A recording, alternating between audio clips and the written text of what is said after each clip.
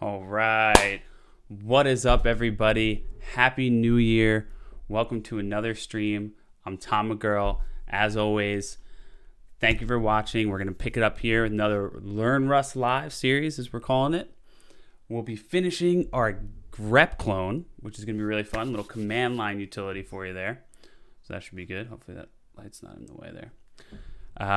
So it should be fun. Hope you all had a fantastic break. If you took one, a happy new year to everyone, and happy holidays. So we're back now. It's January. We're diving in. We started this grep clone last week. We're going to pick up right where we left off. But first, as always, got to give the plugs, right? If you missed any of the previous videos, do not worry. All the videos are here on my YouTube. You can just search my name, Tom McGurl, there. You'll find all my videos. We have all of the Rust book that we've covered so far, all of the Rustlings exercises. You can find them here. Watch them at your own pace. Watch them on your own time if you're interested. If you're catching the stream for the first time and you're wondering, whoa, how do I get caught up? Or you're watching on YouTube for the first time, here's where you do it. We have all the parts, as well as some other content like starting a development environment with Docker for Rust. You can find that here. We did the Rustlings exercises. We did chapters 1 through 11 of the book. We're on chapter 12 now. And before that, we did some other stuff like live coding a serverless API with AWS Lambda, DynamoDB, TypeScript, and S3. We've also done some React Native stuff, so check it out. If you like what you see, as always, like, subscribe, comment. I've gotten a lot of awesome comments lately, so feel free to ask questions. Been seeing some questions. That's great. Happy to answer those. Also, some awesome comments. Thank you for everyone for the really nice and comments. All the nice comments that people have been saying, because I really appreciate it. It's why I do what I do. I enjoy doing it. I like to see people benefiting from it. So, as always, that is appreciated. Thank you so much. Follow on Twitter if you're interested for going live updates, as well as other tweets of random content. I'll try to be a little more active on here. Lately, I've just been mostly doing the live updates, but I'll get more on Twitter as the time goes by. Also, everything we do can be found here on my GitHub, including the stuff we're doing today. So that's the Learn Rust Live repo. We have that serverless API repo here as well, our native app, some resources for front end. This is a little out of date, and some other random things. So this is what we'll be doing today. We'll use this. If you want to pull it down, you can clone it. You can just read through the chapters if you're interested. If you want to just look at the source code here on GitHub, it's got a pretty nice UI for that. If you want to start your own repo, do whatever you want. But this is here for you and for me to reference throughout our journey of the book. All right. And as always, if you've been watching, we always have to shout out our amazing authors and contributors, right? Because we wouldn't be able to do this, we wouldn't have a book unless they paved the way and spent their free time and their hard time here to put together this awesome book. So huge shout out to Steve Klobnik, Carol Nichols, and anyone from the Rust community that's contributed to this book. It's been awesome. We're on chapter 12 now. We've made it through, obviously, chapters 1 through 11, right? That's how it works, sequential order. And we also took a break to do the Rustlings exercise to kind of flex some of the muscles of the stuff we learned. So check that out. Those are on YouTube. But yes, again, thanks to Steve Klobnik, Carol Nichols, and anyone who's contributed, because I'm sure there's been other folks contributing as well. And maybe we can give back when we're done with this, right? But today, it's all about our command line utility. I'll catch up. We'll do a brief little catch up to where we left off, and then we'll jump in. Again, if you want to see the code, you can check out the video on YouTube from last week. All right, so what have we been doing? We've been building an IO project that's in-out, right? So command line in-out. It is a command line program called grep. It's an existing functionality on your terminal where you can, given a file, you can search for content within that file. We're not making it to make any money or to put out there in the world. We're doing it as an exercise to kind of use some of the things that we've been learning throughout the book. And we made it pretty far. We got through this first part here where we organized the code, used vectors and strings. We did some handling of errors, and we wrote some tests. So let's see. We did this part, and we'll go over in the code in a second. We accepted the command line arguments. We'll cover that. We read from a file. We refactored. We did some test-driven development. That was really cool. And now we're on the part where we're going to be working with environment variables. So let's pull up the code a bit and just walk through kind of where we left off. So I've opened up my code base just to chapter 12 so that my Rust analyzer will work. I do have all of the other chapters. They are right here so that, you know, if we need to reference them. But for now, we'll just be working with chapter 12. So we started out, we wrote all of our code in the main function, and then we quickly find out that you can't write tests from the main function, so that the Rust community has decided a way around this, or a way of best practice, I should say, for organizing your code is to put the business logic or the main logic of your code in a lib file and leave the error handling and basic output to the user for error cases to the main. So the main will call out to the lib file for doing most of the work, and it will handle the errors that are produced, if any, by the lib file. And so you can see here, we're pulling in our mini grep config. That's going to be here, config, that's a struct. We're pulling that in here. We have our main function. It's going to collect some args, right? This is from our command line arguments. We have a config where we set it up, where we're trying to pull out all of the command line args, and that's done here in our lib. In fact, you know what I'll do? Let's do this. Let's do a little side-by-side action, right? Close that out. We'll get rid of that. All right, so we create a config. A config has a new, right? Initializer function, right, to create a new instance. And we pass it the args. If the args are not, you know, if there's not enough args, it's going to print an error. Otherwise, we're going to grab the query, we're going to grab that file name, and we're going to return OK. So it returns a result type. And you can see we're using that result type by using the unwrap or else. So again, this is all covered last week, so we'll breeze through it. The next thing that we did was we have our run function, which does reads the file to a string, and then tries to look for the word or the text that you've sent in that file. And the way it does that is through our search function. So we've done some looping, we've done some breaking of the lines. We have the test-driven part that we did was we wrote tests to test our function, and we just recently added an case-insensitive test. And what this allows you to do is if you specify that you want to search case-insensitive, it will do that. Or you can specify that you want to search case-sensitive. And so we wrote some tests. And yeah, it worked pretty well. So if I pull up my terminal here, and we go into mini grep, we can do cargo run. So we have this text called poem.txt, which is actually in our repo here. And it's going to go ahead and compile our code, and it's going to pull out the lines from that file where that text is found. And you can see that poem is here. And that's the file that we're reading from. So we run cargo run frog poem, and bam, we have that working. And the other function that we wrote was the insensitive, case insensitive. And so for that, we can put any query, Rust, right? And we want to check that it works. Now we're not using this yet because what we're going to do is we're going to hook into an environment variable. If you have a particular environment variable set that sets your preference for whether you want to search sensitive or insensitive, it will do that. But for now, we just have the tests that are testing this functionality. So just quick overview. In this case, we're testing case sensitive. We search for duck, and we should only get this line. It should not match this line because we have a capital letter D here and a lowercase d here. In this case, where the case is insensitive, if we search for Rust with this funky formatting, like a la SpongeBob style, you know what I'm saying? Then we should get this line as well as this line. So now we're going to work on setting an environment variable, consuming that environment variable, and using that to determine which of these functions to use when we run cargo run. All right. Whew. That was a lot. That was fast, right?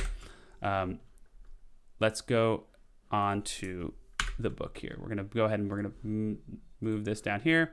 We're going to pull the book over here to the right, as you know we usually do here, right? And we're going to pick it up right over here. So the last thing we did was we implemented the search case insensitive function. We tested it. They passed. We added the case insensitive field that holds a Boolean. Oh no, we didn't add that. So that's where we're at right now. So we just got them to pass. Everything worked. Now we're going to add a Boolean to our config to indicate whether or not we are using case insensitive or sensitive, right? Okay, so let's hop in. What'd I say? Huh? No. All right, so the test passed. Now let's call the search case insensitive function from the run function.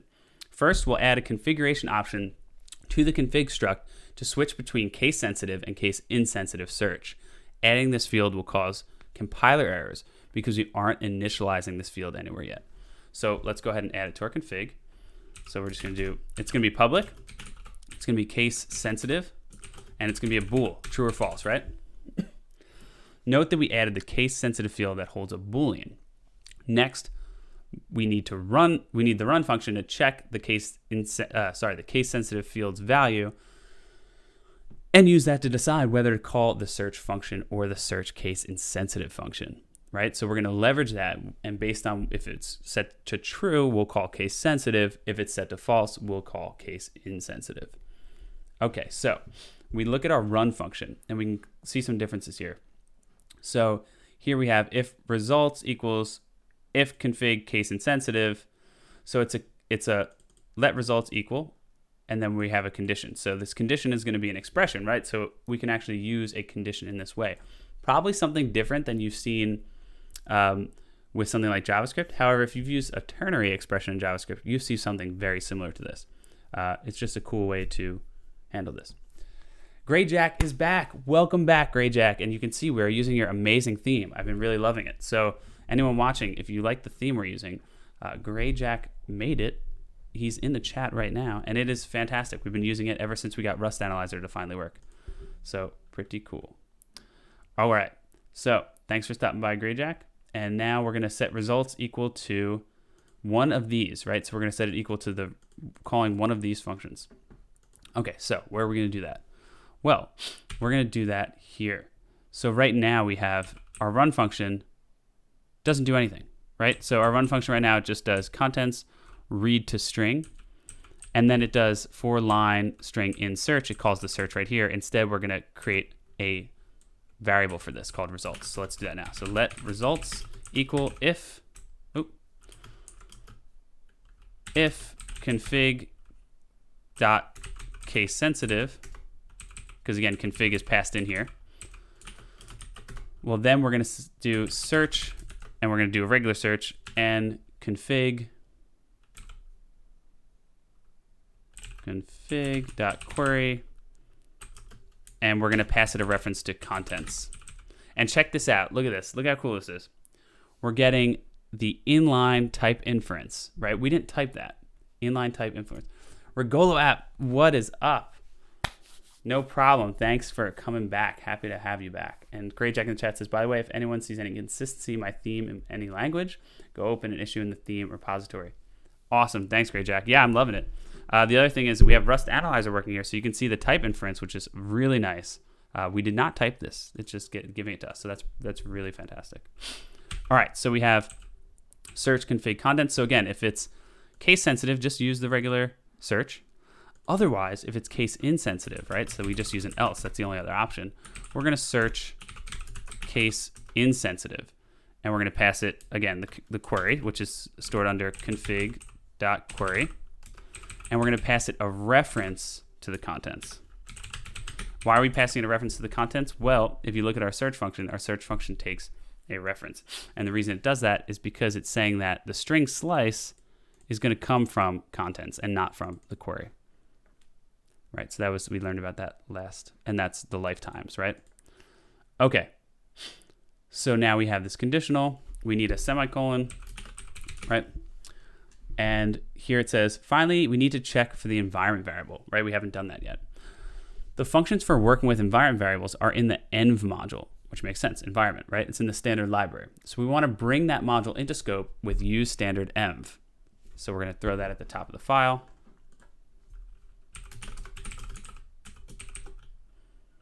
And of course, we can do this, right? Because we have 2, and that should work, right? Unused import env, that's okay. We'll use it in a second. So we pulled env in, then we'll use the var function from the env module to check for an environment variable named case insensitive. Of course, we haven't set this environment variable yet. We'll do that in just a second. All right, let's take a look. So we have our config. It's saying that we're missing the case sensitive, right? It's obvious. So what we're going to do is right here below file name, we're going to go ahead and do let case sensitive, did I spell that right? Sensitive equal env var, and we got to give it the string for the variable name, and the string is going to be case insensitive, right? And dot is error, and we're going to see what that does in a second. Now that we have the case sensitive, we're going to go ahead and pass it here. And again, we don't need to do case sensitive colon case sensitive, because since the property name and the value name are the same, we can use this shorthand. Now, so here we create a new variable case sensitive. To set its value, we call mvar function and pass it the name of the case sensitive environment variable, right? The mvar function returns a result that will be the successful OK variant that contains the value of the environment variable if the environment variable is set, of course. It'll return error variant if the environment variable is not set, right? We're using isError method on result to check whether it's an error and therefore unset, which means it should do a case sensitive search. So that's pretty cool, right? So we'll catch that error and we'll just unset it. If the case insensitive environment variable is set to anything, isError will return false and the program will perform a case insensitive search, right? We don't care about the value of the environment variable. We just want to know whether it's set or unset, okay? So we're checking isError rather than using unwrap, expect, or any of the other methods we've seen on result, right? We don't care what it's equal to.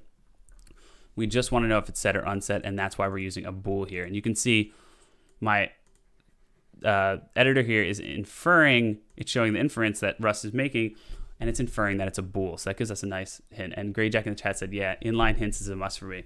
Yeah, now that I'm using it, I'm like, how do we do this book? How do we do 11 chapters without this, right? This is sick. I love it. I might have to post, I'll have to do a video on how to set up your IDE using the Greyjack theme, right, with all these things, because this is great. All right, so we have our case insensitive. Now it says, let's give it a try. First, we'll run the program without the environment variable set, which is, I don't have it set, so that'll be fine, with the query to, which should match any lines that contain the word to in all lowercase. And so again, we're going off this poem. So it should contain to in all lowercase, because we're going to search for lowercase. So it'll contain this one, right? Are you nobody to, because it contains to. It should contain not this, right? Not this, but it should contain this, because this has to here. So it should contain these two lines, how dreary to be somebody, and are you nobody too? Again, not a huge fan of the poem. Maybe you all are. It's kind of boring, but whatever. It's awesome. We're going to use it, and let's see what happens. So, all right. Let's go ahead and run this program. So I'm going to pull it up here. I'm going to do cargo run, and instead of searching for, oh, sorry, I'm, again, always in your way. So here we go. We're going to run, instead of frog, let me clear this out too so you can see everything. Cargo run, instead of frog, we're going to do to. All right, awesome. So we have one thing where it's, if this, it's saying here that, oh, we're not using results. So we actually have to make sure we use results. And so that's because here we're not using results. So we have to change this line to make sure we actually use results, right? There we go. So now if we do that again,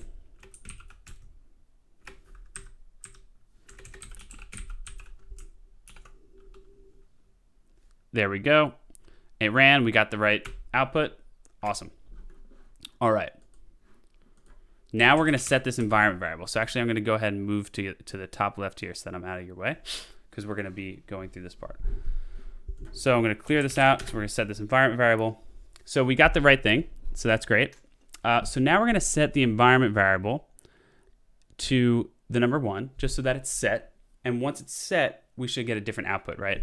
So what we're going to do for that is, since I'm on Ubuntu here, I'm going to do export case insensitive equals 1. Great. So that's set. And now I'm going to go ahead and run that function again. And there we go. Check that out. we got the correct output. It actually pulled in these because now we're going with case insensitive. Now this command I ran, all this did was this added this environment variable for this instance of the terminal, right? So it set this environment variable. Now when I close this instance of the terminal or leave, that'll be gone. I'll have to re-add it while I'm running this bash shell. If I wanted it to be persistent across logins and different terminal, I can add it to my bash profile, right? Or my bash RC or my ZSH RC. But for this case, it's perfect. We can just set it here like this. So pretty cool. If we wanted to remove it, of course, you see you can remove it here. But this is great. So we have our environment variable set. We got the correct output. Fantastic. That's really cool. All right, what's next? Excellent. We also got the lines containing 2. Our miniget program can now do case-insensitive searching controlled by an environment variable. Now you know how to manage options set using either the command line arguments or environment variables. That's awesome. I'm loving this. Some programs allow arguments and environment variables for the same configuration. In those cases, the programs decide that one or the other takes precedence. So that's pretty cool, right? You could decide to default to environment variables unless a command line is present. So maybe someone wants to overwrite an environment variable when they run the command. So you allow the command line argument to take precedence and fall back to the environment variable. Now, if anyone's not familiar with environment variables and what they're used for, environment variables allow you to do a lot of different things. If you're configuring a server or you're configuring a machine, right, you can set some variables so that they don't live in your code, right? So maybe I have code that lives, is open source, and I want to pull the environment variable for an API key. I don't want that API key hard-coded in the code base, right? So I set it as an environment variable, and then I can have it set on my machine. Then anyone else that wants to leverage that code just sets their API key as an environment variable, and they get the benefit. If you've written any node, you're probably familiar with process.env to pull environment variables. So they're very useful, and it's a great option to have both command line arguments and environment variables for a tool such as this. So pretty cool. All right. So here, for another exercise on your own, try controlling case insensitivity through either a command line argument or an environment variable, right? Decide whether the command line argument or the environment variable should take precedence if the program is run with one set to case sensitive and one set to case insensitive. The standard env module contains many more useful features for dealing with environment variables. Check out its documentation and see what's available. All right, challenge accepted. They did it. They challenged us. It's on. What are we doing? Okay, let's mess with this. Let's try this out. So here's what we're going to do. We're going to try this out. What we're going to do is, like I mentioned, we're going to have it where the command line argument will take precedence. This way you can change it at every run of the command. When the command line argument's not present, we're going to have it fall back to the environment variable, right? And we'll stick with isError because when it's unset, we'll just fall back to doing a standard sensitive search. So what we'll do here is we're going to modify this to try to pull in a third argument. So we'll do something like args2.clone, or let's see what this says. Expected bool found struct string. Because we actually just need, so this is interesting. So the cool thing about this is it's expecting a bool, but of course our argument's going to be a clone. So what we actually just want to do is check the value of this argument. So what we can do is we can move this up here. What we'll do is we'll figure out if it's true or false. So we'll do let case sensitive arg equal args2, or I'm sorry, in our case 3 dot clone, right? So that's going to be the actual string. And what we'll want to do is we probably just want to allow it to pass a true or false, right? So currently we do the query and the file name. So if you look at the command here that I ran, let me just move out of your way. We're doing cargo run to poem.txt. So what we'll do is let's add an argument. And how should we do the argument? Well, we can do a few ways. We could do a named argument, or we can do something where we say sensitive or insensitive. Why don't we do that? We'll say if you pass insensitive, or let's look. Let's see what the best way to do args is. Maybe we can do some named args. That would be probably nicer. So let's look at the docs. We'll make a little exercise out of this. So args is coming from our main function. So again, our main function, just pull that up over here. We can make this full screen now. We're not really using the book. Okay, so our main function is getting our args. And how's it doing it? It's doing it from env args. So similar to this, where here we're doing env var, here we're using env args. So let's take a look at the docs for env args. So let's go to our thing here, and we'll do Rust env args. Let's take a look. All right, returns the arguments that this program was started with, normally passed via the command line. The first element is traditionally the path of the executable, but it can be set to arbitrary text and may not even exist. This means this property should not be relied upon for security purposes. On Unix system, the shell usually expands unquoted arguments with glob patterns such as star and question mark. On Windows, this is not done, and such arguments are passed as is. All right, on glibc, Linux, okay, blah, blah, blah. Relax. We don't need that right now. Panics. This returns iterator will panic during iteration if any arguments to the process are not valid Unicode. If this is not desired, use the args OS function instead. All right, so we have examples here. We're using them. We know about the examples. What we want to see is what we can do with them, right? I want to see if we can get a little more out of this. So let's go to args. Examples. That's a boring example. Let's try this. Rust named command line args.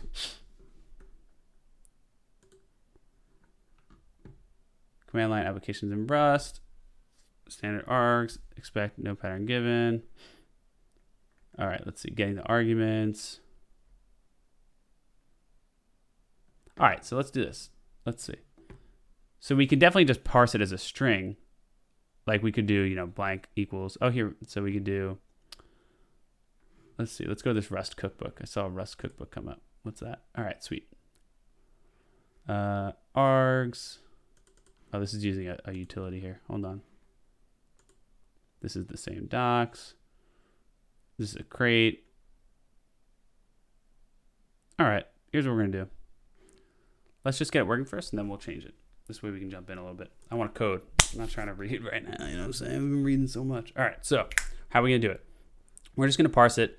If it's true, it's insensitive. If it's false, it's sensitive.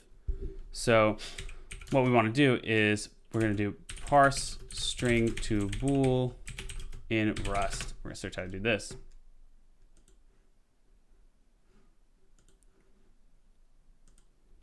So here we have how they're doing it. So they're doing is hidden true. No, this isn't Rust. All right, from string. From string. That could work. From strings. Let's see. How's this going to work?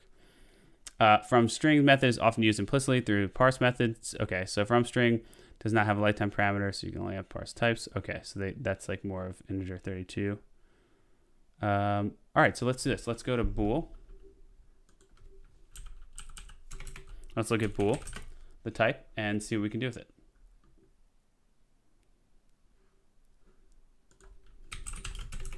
Rust bool. All right, what do we got here? All right, let's see what we can do with this. From string.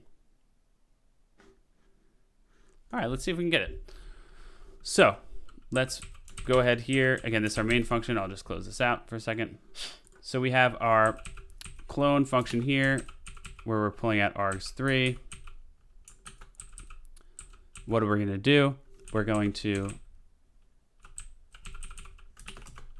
do let case sensitive equal case sensitive arg dot from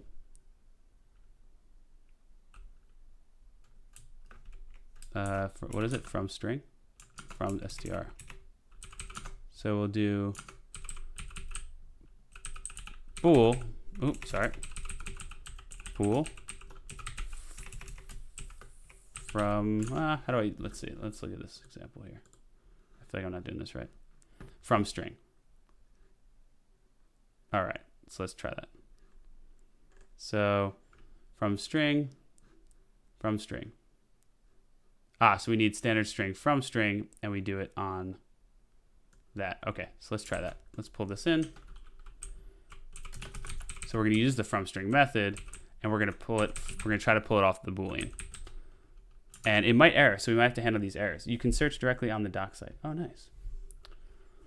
Okay, so from string, we're going to try doing bool from string, and we're going to try unwrapping. So let's do that. So let's do let case sense. We can shadow it. So we can do let case sensitive arg equal, and we'll do bool, right, from string,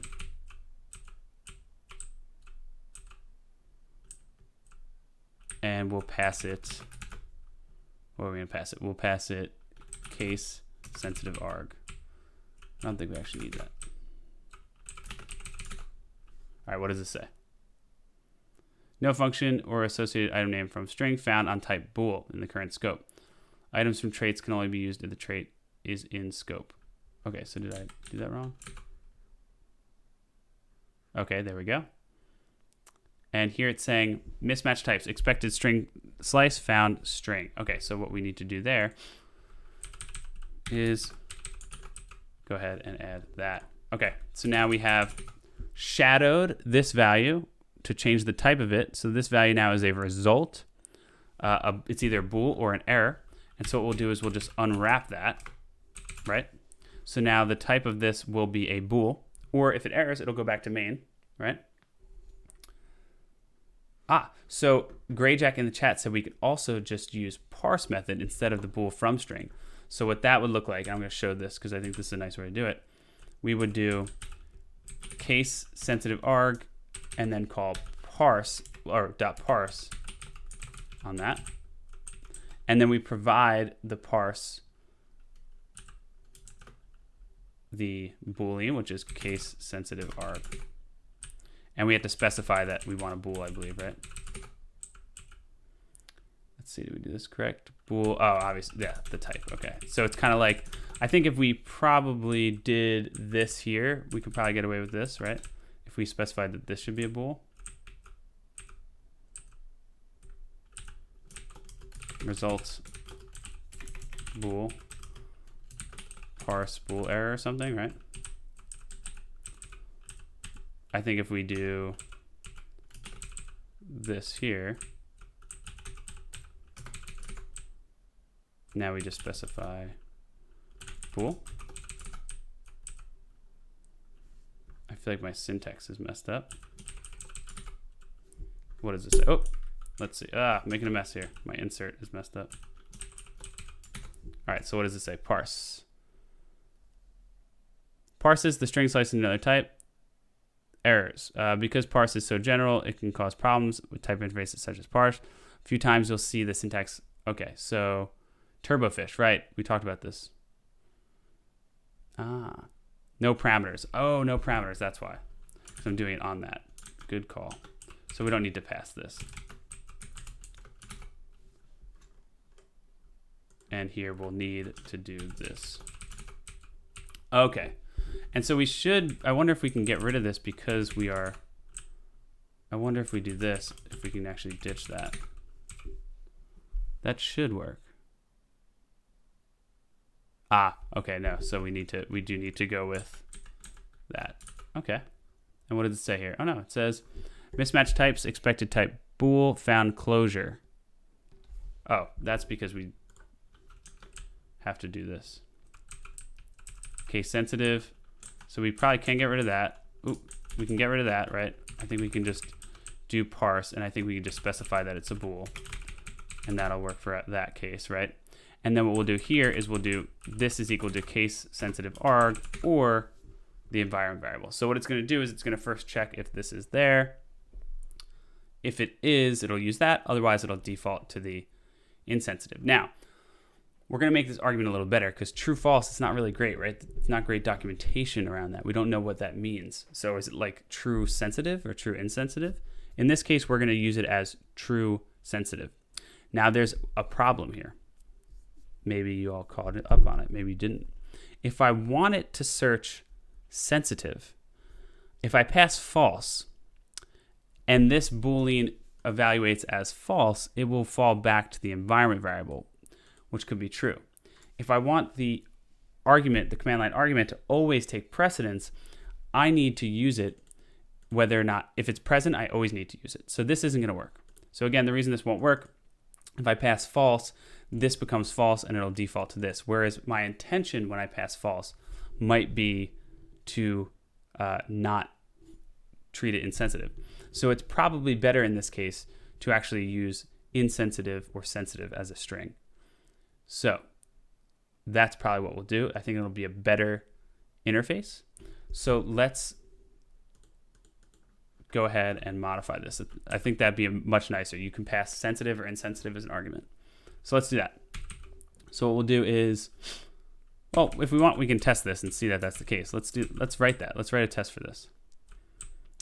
We can't write a test for the command line arguments, but let's try it out. So what I'll do is I'll clear and I'm going to run true.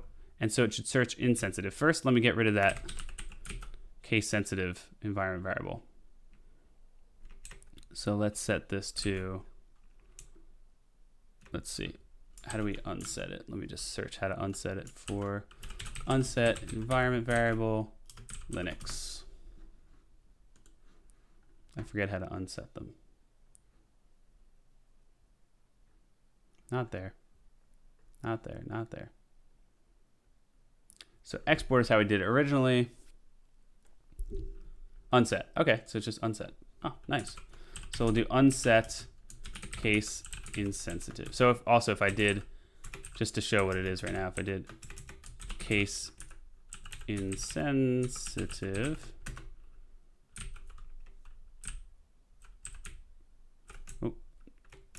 unset case, I guess that won't do it 'cause it's just a string. Let's see, insensitive. Let's try that. All right, now let's run our code again and see. Perfect. It panicked. Let's figure out what it is. Ah, we don't need this import anymore. That's all.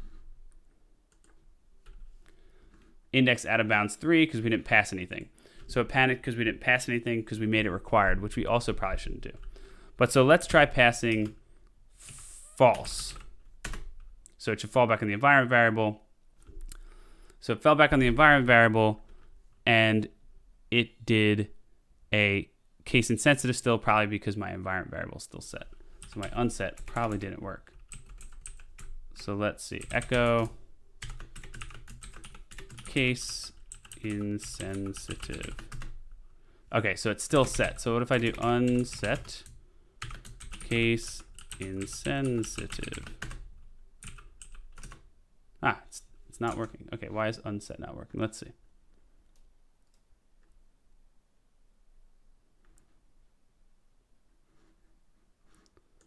Unset case insensitive. Ah, I spelled it wrong.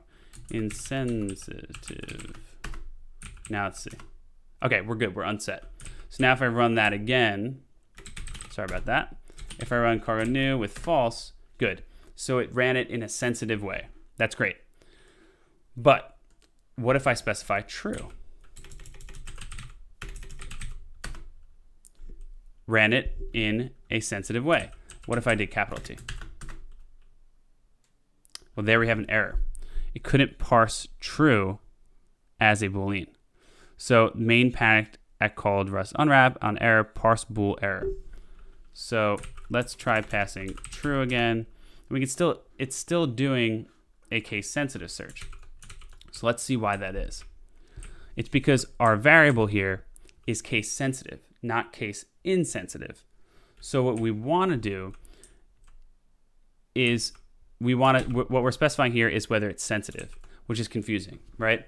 Why is it confusing? Well, our environment variable is called case insensitive. So we don't care about the case. but our argument is called case sensitive. So what we're going to do is we're going to modify our argument to be either sensitive or insensitive. This way it's very clear. And how are we going to do that? Well, we're going to create a function. And we're going to write a test first. We're going to write a test for the function. It's going to parse the string sensitive or insensitive, return an error if it's bad, do a little TDD. It's a simple function, but hey, it's nice to try TDD. So what are we testing? Well, we're going to test that we can parse an argument as sensitive or insensitive. If it's set to sensitive, we return true. If it's set to insensitive, we return false. And we will then set our case sensitive variable to that result. So let's write the test first. That's what we've been doing, so it's pretty fun. So first, to write our test, we're going to do test function parse case sensitivity arg, and we're going to pass it that argument.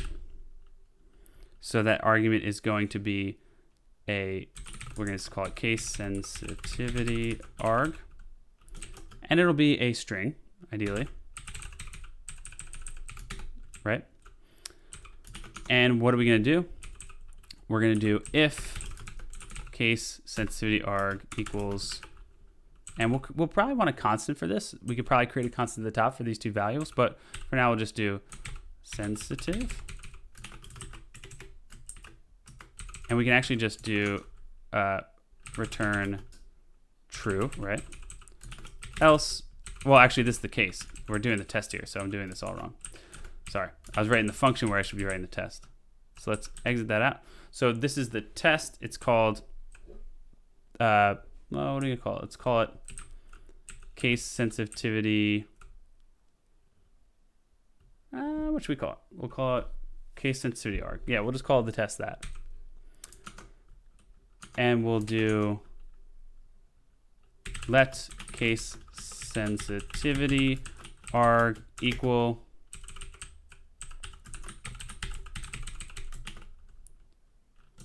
sensitive.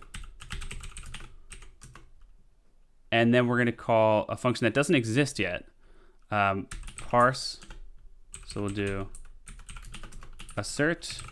We're going to assert that this equals true. So what we're going to do is, again, the function is called, we're going to call it something like parse case sensitivity arg, right?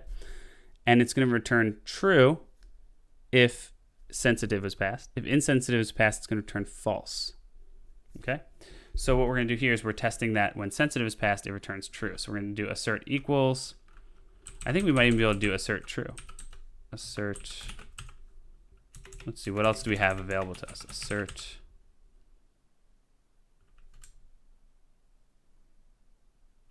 I'll do equal. Assert equal true. And what do we want to assert? We want to assert parse, which doesn't exist yet. Parse case I'm so bad at spelling sensitivity arg. So parse case sensitivity arg, passing it case sensitivity arg. All right, now we're going to need to write that function. We'll write that here. Parse case sensitivity arg, and we'll say arg, it'll be a string, and for now we'll return false every time, just to make it easy. All right.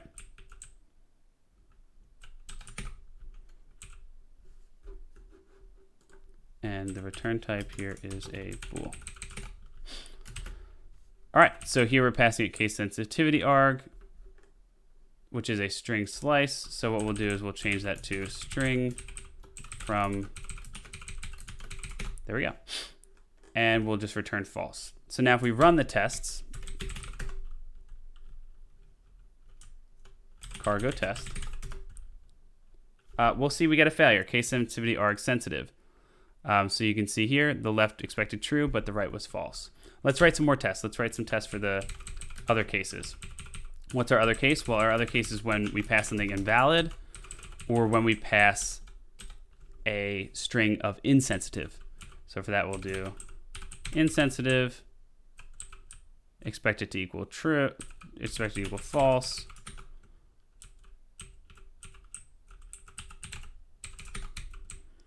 And of course, that one's going to pass because it's by default returning false, right?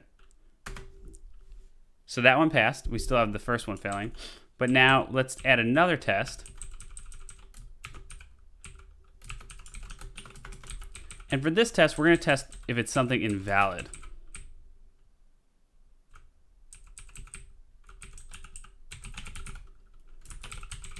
Just call it a string invalid arg.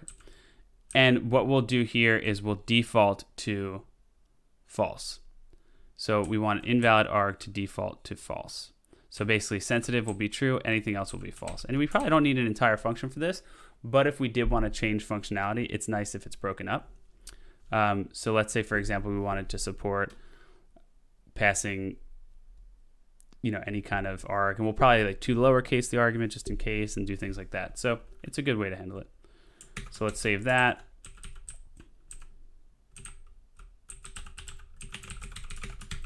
Run the tests. So again, that's still going to pass because we're always returning false. All right, now let's write this function. So all this function is going to do is if arg equal, and we want to actually to lowercase it. This way they can put sensitive, capital S. We don't really care, right? And so if you look, we've done this before here, where we've taken a string, right, and converted it to lowercase. And of course, converting it to lowercase is pretty straightforward, right? So we'll do that. We'll convert it to lowercase, and we'll check right here. We'll do arg dot to lowercase equals sensitive. And we can even go as far as doing this first, right? We could just say let arg equal, we can do arg equal arg normalized arg equal arg dot to lowercase. And now we use normalized arg. Ooh, what happened there? Normalized arg here. Copy that here. So if it equals sensitive, return true. Otherwise, we're just going to return false.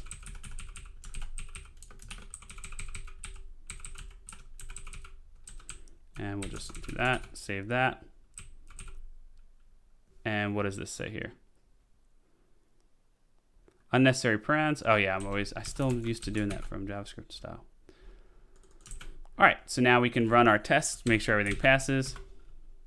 Good, all our tests pass. And again, this way we can do other stuff how we want to handle this any differently. We could even pass, if we decided that we wanted true or false, we decided we wanted dash dash something equals, we have a nice function to handle it. So here what we're going to do is our case sensitive arg is we're going to go ahead and pass it parse case, what do we call it? Parse case sensitivity arg.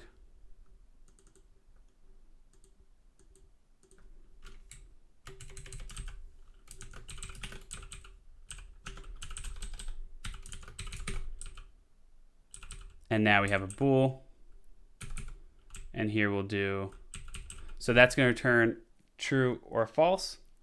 And now we can do, if this is present, we're just going to use this, right? So if they pass sensitive, we just want to say, use this.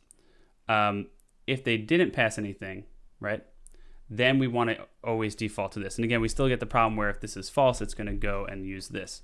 So how we're going to handle that is we'll check if anything was explicitly passed here, right? So we can do a few things. We can do a check and say, okay, is there an arg3? If there is, use this, otherwise use this, right? So what we'll do here is we'll do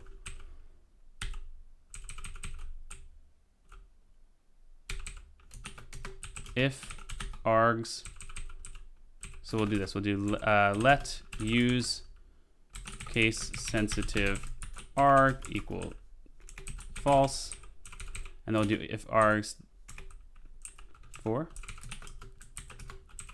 right? Use case sensitive arg equals true. And so here we're just checking for the presence of args 4, but what we'll do is we'll do if args 4 we can do a Boolean parse here. So we could do, to make it true or false, parse unwrap. So this is basically saying if we have a arg4, we're going to set this to true. So what we'll do is we'll say let mute use case insensitive arg to true. And then here we'll do this.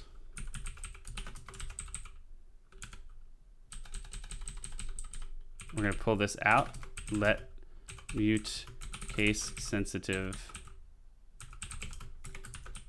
arg.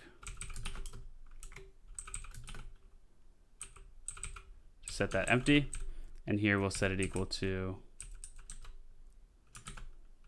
this. We'll clean this up a bit. All right, let's clean this up. So we have if use case sensitive arg Boolean false. So by default, we're not using it. We're just declaring it here. If args4 parse unwrap. So if we have a fourth argument, we're going to go ahead and set it equal to, we're going to set that we're using it first. And then we're going to set it equal to this. And then here, down here, we're going to do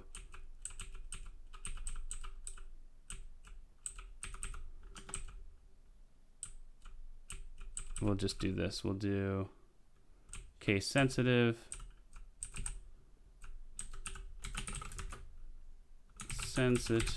equals that. And then we can get rid of this. So we're going to default to this. So I'm just going to change this code a bit and we'll go over it in a second. But basically what I'm doing is I'm going to default to this.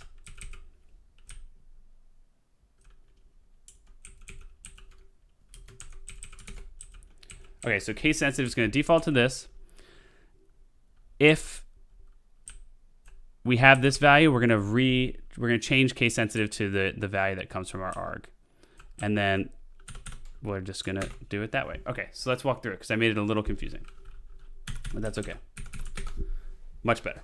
And we have tests, so we can test all this stuff. So what are we doing? So here we're saying if case sensitive, basically we set case sensitive by default to the environment variable, right? If we see a fourth argument and we're parsing it to a Boolean, so we're just doing a check. If there's a fourth argument, we're going to set case sensitive equal to the parsing of that argument. Parse case sensitive arg, and we pass it here, which will return true or false based on the string passed, right? If you pass sensitive, it'll return true, and this will be true. Otherwise, it will be false. And so now what we can do is I guess we want the default to be sensitive, right? Yeah, we want the default to be sensitive. Okay, so this makes sense. So let's test it out. First, let's run cargo test to make sure everything still works. We'll clear it. All right, so first we're gonna run cargo run. We're gonna run it without anything. And so when we run it without anything, we get a panicked index out of bounds. The len is 3, but the index is 4. So here, that's probably happening here, where we're getting it out of bounds. So we don't want to error out if this is the case. We want to be able to say, hey, if it's not present, no worries, right? And so right now what's happening is we're getting index out of bounds at lib line 16 because of this. So what we can do is we can do if args.len equals 3 or equals 4 in this case, because we want 0, again, the first index, the name, second index is the query, right? Third index is going to be, 0 index is the name, first index is the query, next is the file name, and so we want index 3. So actually we're going too far. That's what happened there. So we actually just want arg3. So what we actually need to do is we'll just do a check if args.len equals 3. All right, let's try that now. Good. So out of bounds, the len is 3, but the index is 3. What is that? Let's see what's happening there. Ah, we want to check for len 4.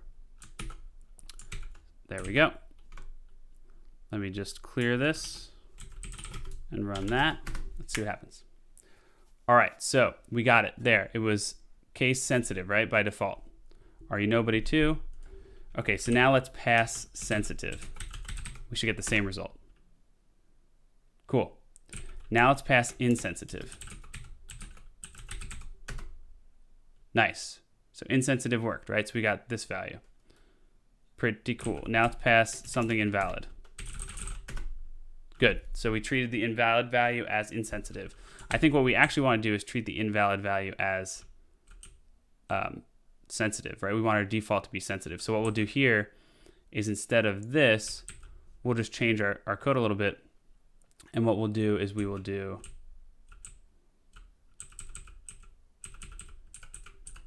case insensitive will return false. Otherwise, we'll return true for everything else. And so we'll run our tests. And so our one test failed, and that's the invalid, because now we're actually want to make sure that the invalid returns true. So that's why we have tests. This is really cool. So we'll clear that out, run cargo test. Awesome. Now, let's try setting our environment variable, right? Because that's the thing. So once again, we have, if I run cargo run with nothing, it's going to search in a case sensitive way. If I run it with sensitive, it's going to search in a case sensitive way. If I run it with invalid text, it's going to search it in a case sensitive way. But if I run it with insensitive, it's going to run it. Oh, I spelled it wrong. It runs it in a case insensitive way. Awesome. Now let's try the environment variable. Let's see if it falls back on that variable. So we're going to do echo case insensitive equals 1. Now we're going to call cargo run with nothing and see if it actually treats it as insensitive. So it doesn't. So it didn't treat it as insensitive. So let's see why that was. Or no, it treated it as sensitive, which is wrong. It should treat it as insensitive. Let's make sure we have the environment variable. God, all this sensitivity, insensitivity. Oh, so it didn't actually set it. So let's see why that was.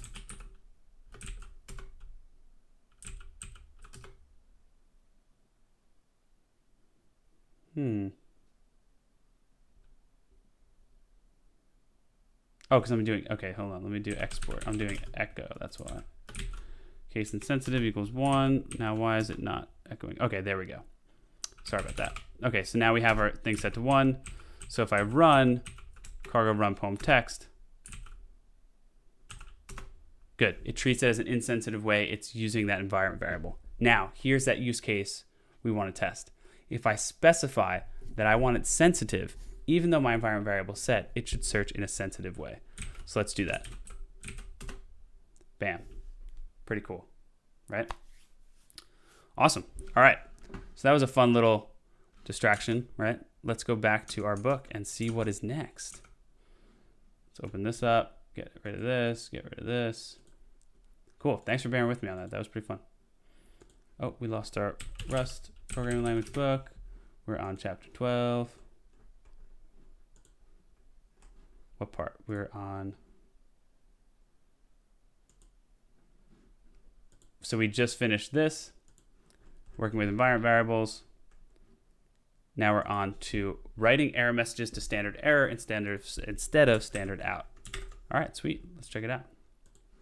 Right now the errors go to standard out, as you can see. So if I do this, for example, let me just clear this. Let me move over here out of your way.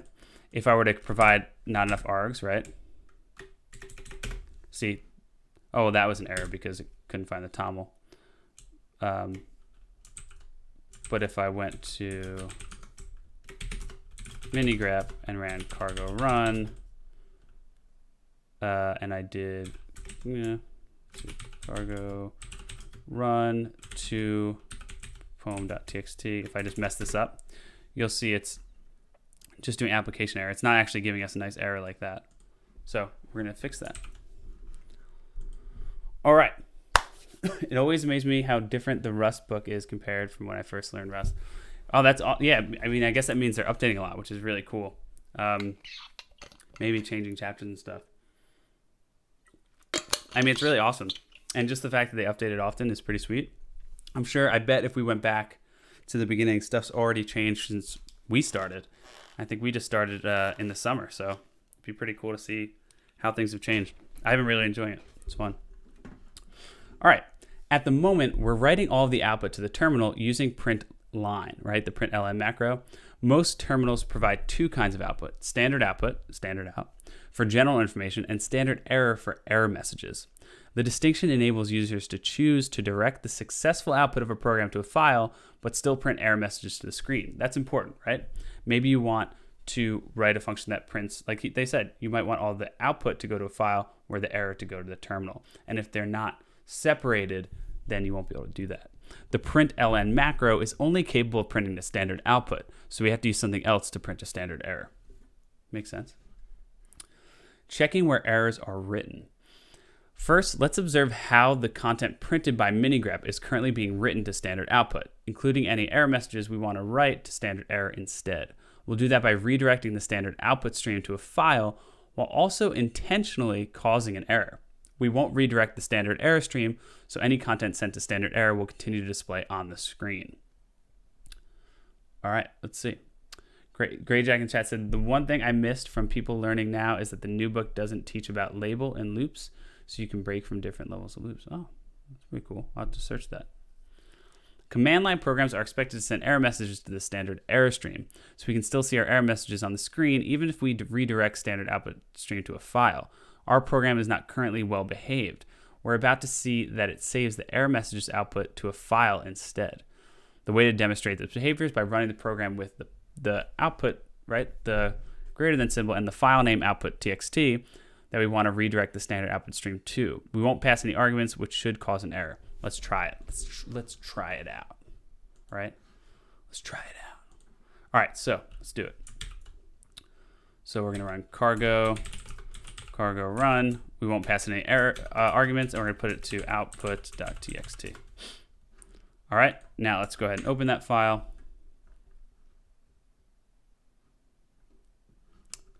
That's why I'm in the wrong. There we go.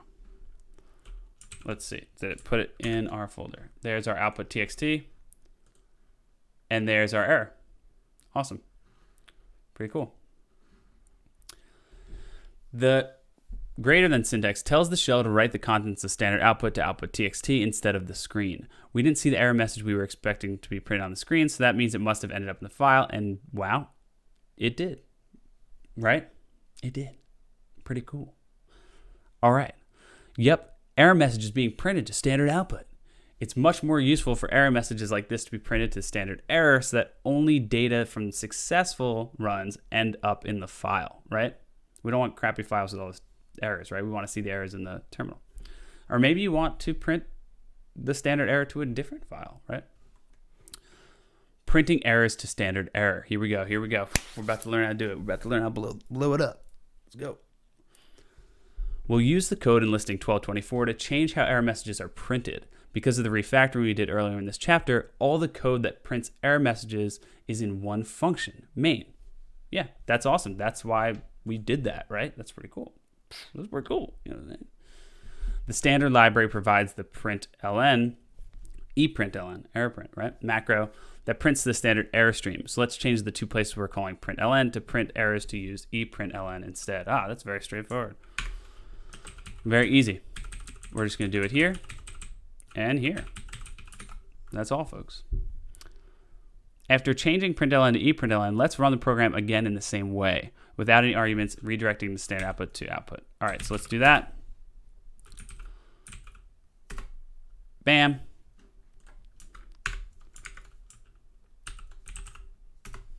Look, nothing. And our error showed up here. Pretty cool. Pretty cool. Now we see the error on screen, and output.txt contains nothing, which is the behavior we expect of command line programs. Let's run the program again with arguments that don't cause an error but still redirect standard output to a file like so. Let's do that. Cargo run to poem.txt. We're going to do it insensitive, right? And we're going to pipe that to output.txt. And bam, there you go. Look, it got piped to output.txt. How cool is that, right? We won't see any output to the terminal, and output.txt will contain our results. This demonstrates that we're now using standard output for successful output and standard error for error output as appropriate. Wow, pretty cool. This chapter recaps some of the major concepts you've learned so far and covered how to perform common I/O operations in Rust. By using command line arguments, files, environment variables, and ePrintLN macro for printing errors, we're now prepared to write command line applications. I don't know. You all saw me try to write that. I don't know how prepared I am. I don't know. Wasn't that good. I didn't do that good. No, it's all right. We're following the book. We're going through it, right? We're learning. We're writing stuff. We did pretty good. We did a little TDD. We got a little crazy, but we tested it. We got it to work. I think it was pretty good, right? We got our stuff happening here. We're getting there. We're like becoming Rustaceans, chat. We're doing it. All right. So we've learned how to write command line applications. By using the concepts we learned in previous chapters, your code will be well organized. Store data effectively in the appropriate data structures, handle errors nicely, and will be tested. Next, we'll explore some Rust features that were influenced by functional languages, closures, and iterators. That's more my speed. I'm all about the functional languages. I'm excited for this chapter. How much time we have left? Oh, we're definitely diving in. All right. So let's talk about this though before we hop out. So I want to go over some of the stuff that we did. We did, get to flex some of those muscles we learned, right? And one of the coolest things I took from this, there's a few things, right? One is that there's many different ways to do stuff. Handling results is actually very easy with unwrap, right? If we don't care about the output, error is great. Or in the other case, there was one other case where we didn't care about the output of the result, and we were using it. It was really nice. Instead of unwrap, we just used, let me see. So we had it, was it here? Lines? No. I don't quite remember where it was. Maybe it was in our main function. Yeah, I don't remember. There's one place where we didn't care about the output. I know it was, one of them was here. But it was pretty cool to see, how we can leverage results, right? But one of the really fascinating things for me was how we broke up the code. I thought it was really cool how we took the logic out of the main. It's something we do in other languages, right? Like if you've written Python before, your main is kind of the kickoff of the program, and then you use other functions or classes if you're doing it that way. But it was very cool to see that main is going to handle the errors. It's one place they all bubble up to. And very nice to see we put everything else in a lib. And I'm sure we'd even further break this up, right? As this got bigger, we'd break it up into more modules and more modules. It's nice seeing that we just write the test right in the same file, right? We just write the test right here. So you can run those as we go. We did a little TDD. That was really fascinating. It's just been, really cool stuff. Like the way we handled the parsing. Learning about lifetimes was very fascinating. That was something we hadn't really dove into yet. So that was super interesting. But yeah, this is fun. This code is obviously going to go up in the GitHub repo, so check it out. I'm definitely going to try to tweak this a bit, see if we can make this a little nicer. But for now, it's pretty great. All right, let's see. This chapter, let's see how big this one is. Let's see how much we can get through this. It's not too bad, not too bad. We'll try to get through a little bit of it. We got a lot to go, chat. Ooh. Improving our I/O project. That's going to be awesome. All right, so we got to do this. Right? All right, let's start. Let's dive in. We got about another 50 minutes. We can get pretty far. Chat. Let's do it. All right, functional language features, iterators, and closures. Rust design has taken inspiration from many existing languages and techniques, and one significant influence is functional programming. Programming in a functional style often includes using functions as values by passing them in arguments, returning them from other functions, assigning them to variables for later execution, and so forth. In this chapter, we won't debate the issue of what functional programming is or isn't, but will instead discuss some features of Rust that are similar to features in many languages often referred to as functional. More specifically, we're going to cover closures, a function-like construct you can store in a variable, iterators, a way of processing a series of elements, how to use these two features to improve the project we just did in Chapter 12, And the performance of these two features, spoiler alert, they're faster than you might think. Ooh, spoilers. Other Rust features such as pattern matching and enums. Yo, I definitely want pattern matching. Love it. Remember we did the match? Pattern matching is like one of the best. Which we've covered in other chapters are influenced by the functional style as well. Mastering closures and iterators is an important part of writing idiomatic, fast Rust code. So we'll develop this entire chapter to them. We'll devote it to them. Let's go. Let's go. Closures. We've used these. Remember the pipe, right? We've used these a few times. Inline functions. I think we might have one in here somewhere. Maybe it's in the main. I think we have one in the main. We definitely have one somewhere. I don't remember. Maybe we abstracted it out. But we've used them before. We definitely used them during wrestlings. So, all right. Let's read it. Let's also, you know what I'm going to do? I'm going to make another chapter for it like we usually do. So we'll do... So we have all our chapters. I'm going to do make dir chapter 13. We'll call it iterators and closures.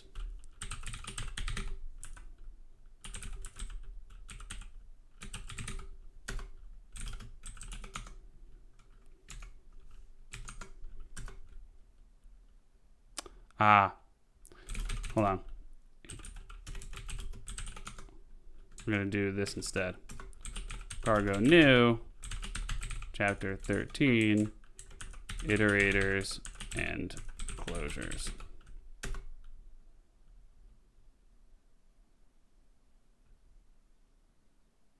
Oh. Gotta get rid of it. Hold on one second. There we go. All right, there we go. Let's jump into chapter 13. All right. And let's go ahead and we'll close. We'll go over here to this.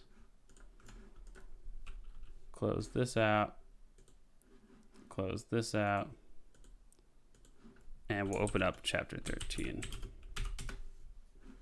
Close that out. Move this over here. There we go. All right.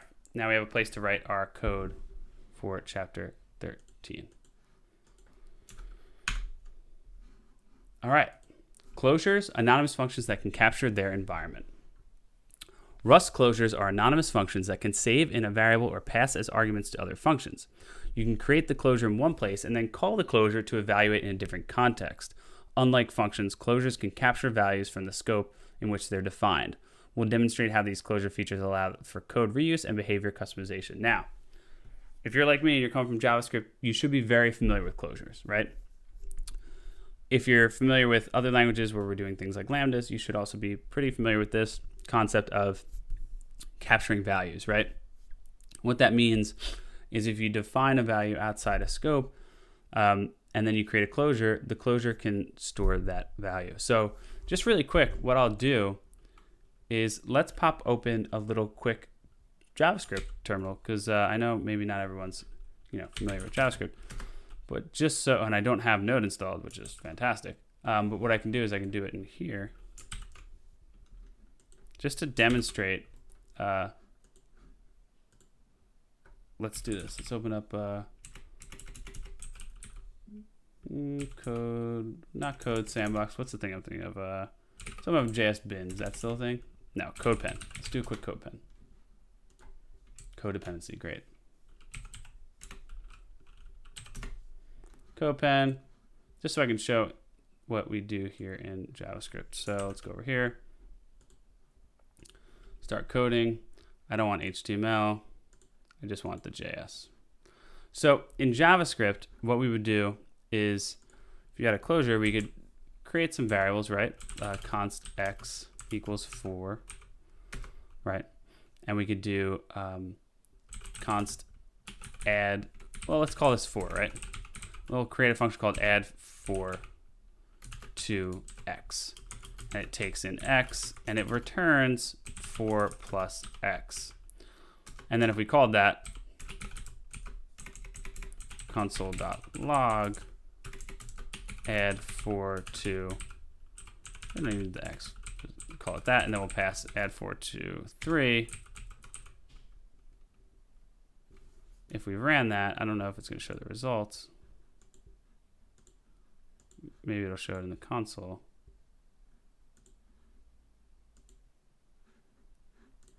let's see, where is this going to print?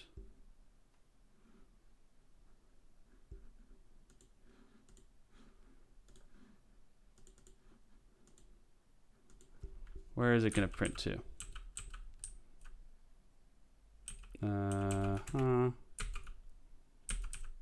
Why is this not printing? Let's see, what is happening here? Add 4.2 is not defined. Duh. Where does this print to? Okay, so it's going to this console. That's annoying. I wonder why I can't get it to go here.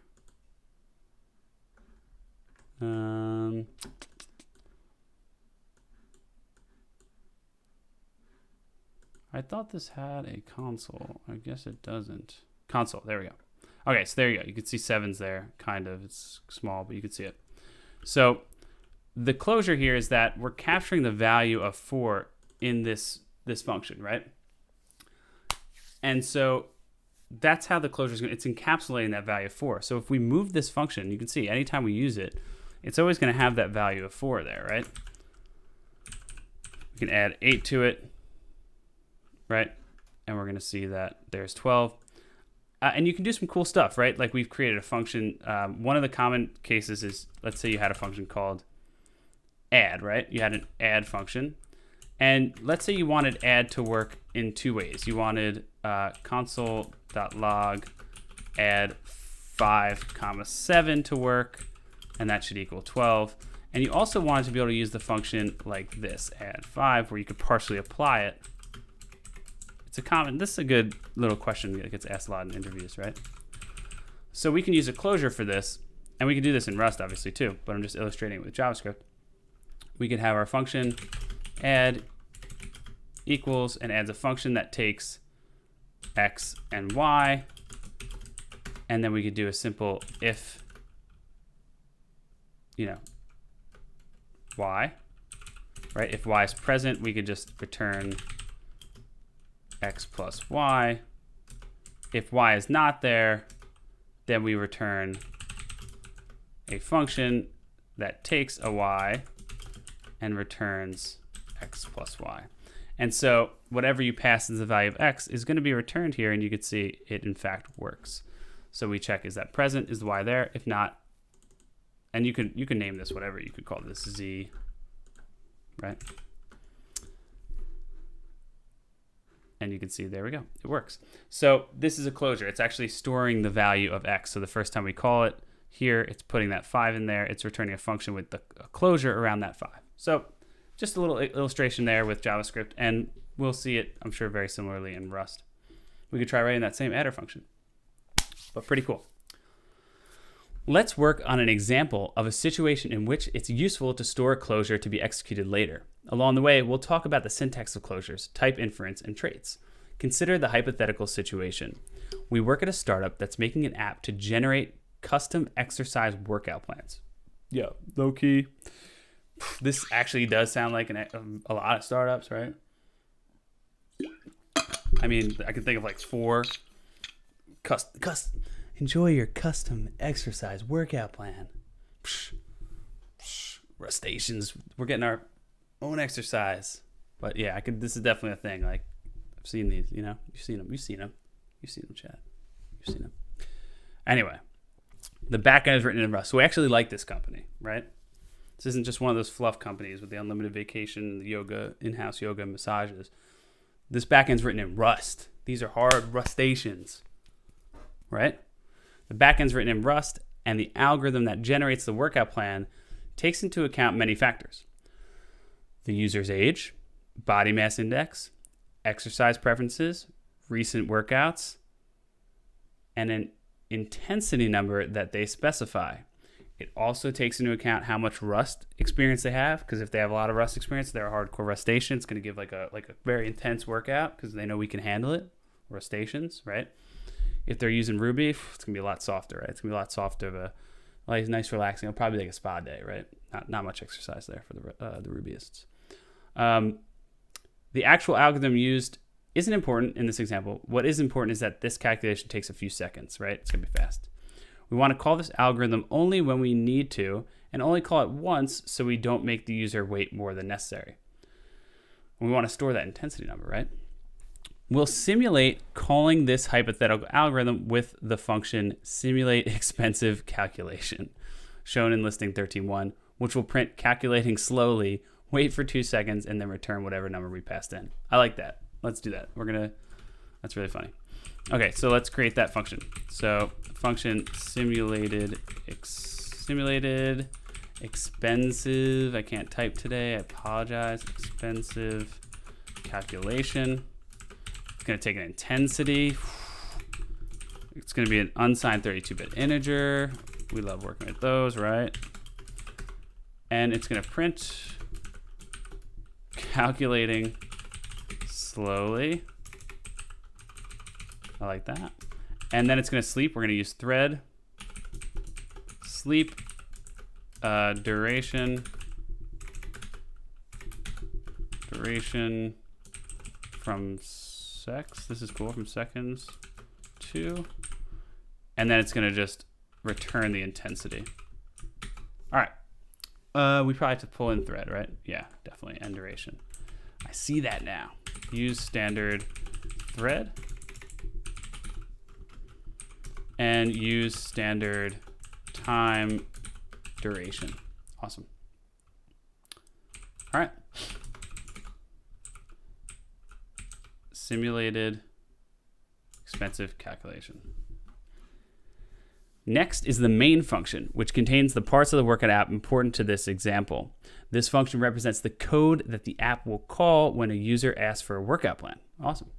Because the interaction with the app's front end isn't relevant to the use of closures, we'll hard code values representing inputs to our program and print outputs. The required inputs are the following: an intensity number from the user, which is specified when they request a workout to indicate whether they want a low intensity workout or high intensity workout. We're going to obviously request the highest intensity. We're savages, right? We're stations. Come on. A random number that will generate some variety in the workout plans. Oh, all right. The output will be the recommended workout plan. It'll go from rubiest to rustation, low intensity to high intensity. I'm just kidding. A little spice. Nothing against Ruby. I like Ruby. It's cool. I like Elixir better, but it's cool. Anyway, main. Let simulated user specified value equal 10. All right. Let simulated user. Ooh, why is it doing that? User specified value equal 10. It threw me off a little bit when that popped up. And then we'll do let simulated random number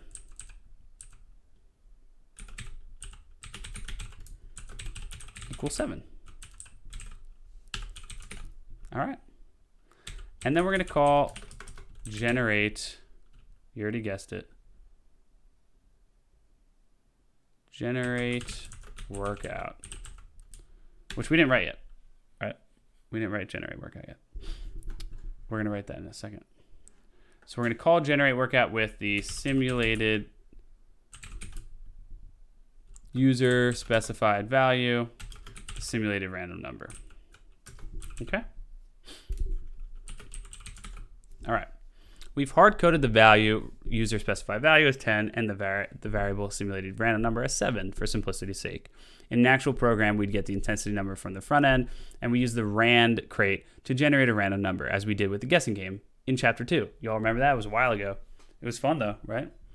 We've gone back a few times and looked at that code. The main function calls a generate workout function with simulated input values. Note that we have the context. Now that we have the context, let's go to the algorithm. The function generate workout in the listing below contains the business logic of the app that we're most concerned with in this example. The rest of the code changes in this example will be made to this function. All right, let's pop it out. Let's type it out. Generate workout, intensity, random number. Look at that. See how it's, do you not notice that? Can we look at how cool this is? As I type this, look, I can't point. I can do this. See, watch, keep an eye over here, right? Keep an eye over here. Watch this. As I type this, right, it's filling it out. It's, look at that. Let's do that again. Random, right? It says intensity, U32 random number. It's telling you what argument it's going in as. That's really cool, right? And random number is going to be a U32. So that's super cool. And we need a space, obviously, or it won't show it. But that is, I like that. It's super awesome. And so here, let's see if I went back here. So generate workout, right?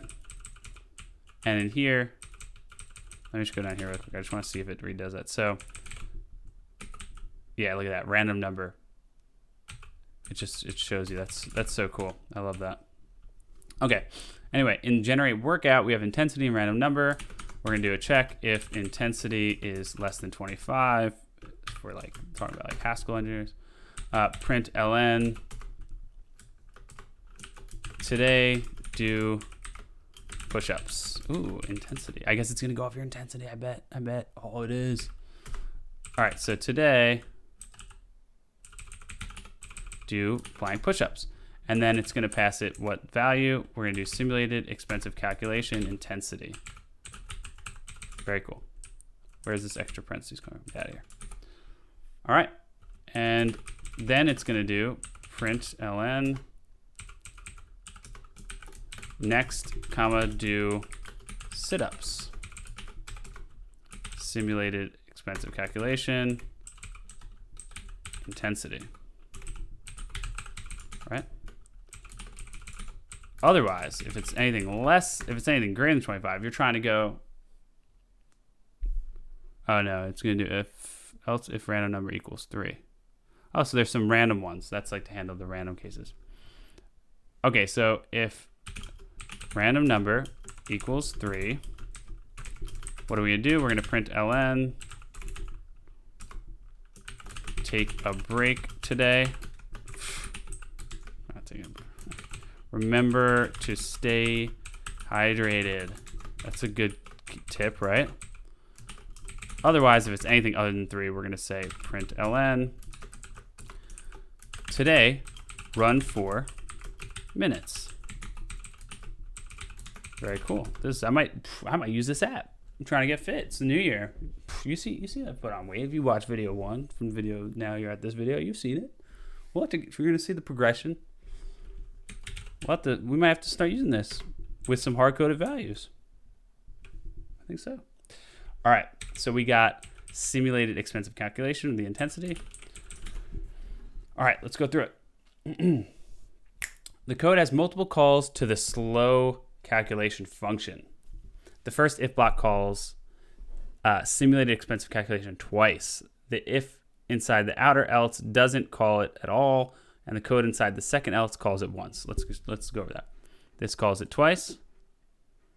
This else doesn't call it at all, and this calls it once, right? The desired behavior of the generate workout function is to first check whether the user wants a low intensity workout or a high intensity workout, right? Low intensity workout plans will recommend a number of push-ups and sit-ups based on the complex algorithm we're simulating. If the user wants a high intensity workout, there's some additional logic. If the value of the random number generated is 3, the app recommends taking a break. If not, it recommends you go hard by running a certain number of minutes, right? Pretty cool. You have to do a mix. You have to do a mix of intensity, right? That'd be cool. This code, right, it works the way the business wants it to work now. But let's say the data science team decides we need to make some changes to the way we call the simulated expensive data calculation in the future. To simplify the update when those changes happen, we want to refactor the code so it calls simulated expensive calculation function only once. We also want to cut the place where we currently unnecessarily calling the function twice without adding any other calls to that function in the process. What does that mean, right?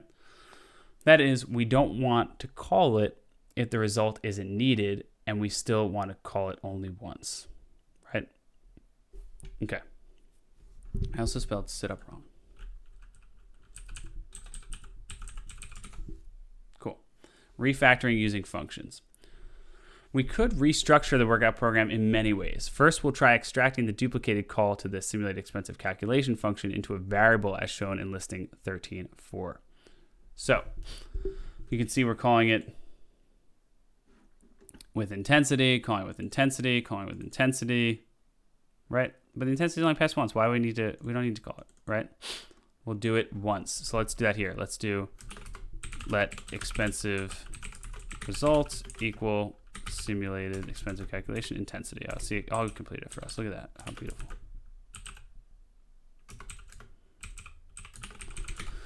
All right. And then here we're going to just use expensive result instead of this.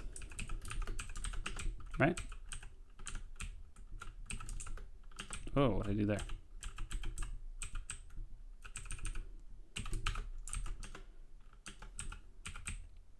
I'm making a mess here. Sorry about that. All right.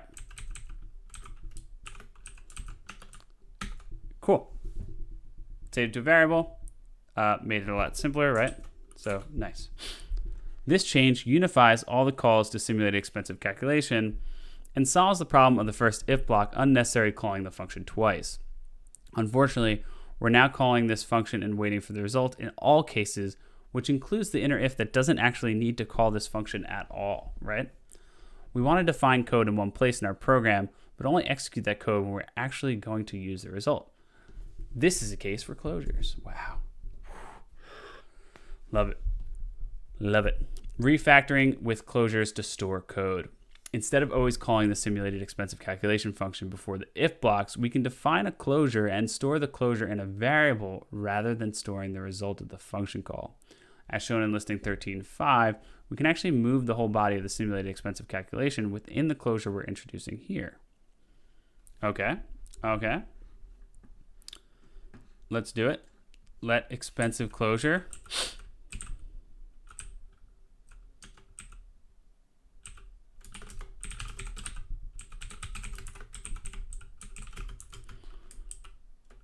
It's going to take a num. And we're going to move the body of this. There.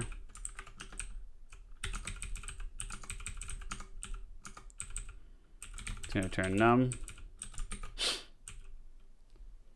Right? So it takes num, just returns num. What does this say? Type annotation needed. Consider giving this closure parameter type. Okay, I'll do that.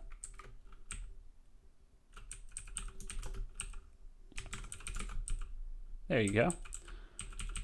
Expensive closure. All right, and then expensive results, we don't need to use yet. We'll just call it when we need to call it. So we have a function defined with a number right here, right? We're currently using num. You're going to see in a second. We're going to modify this a bit. The closure definition comes after the equal sign, right?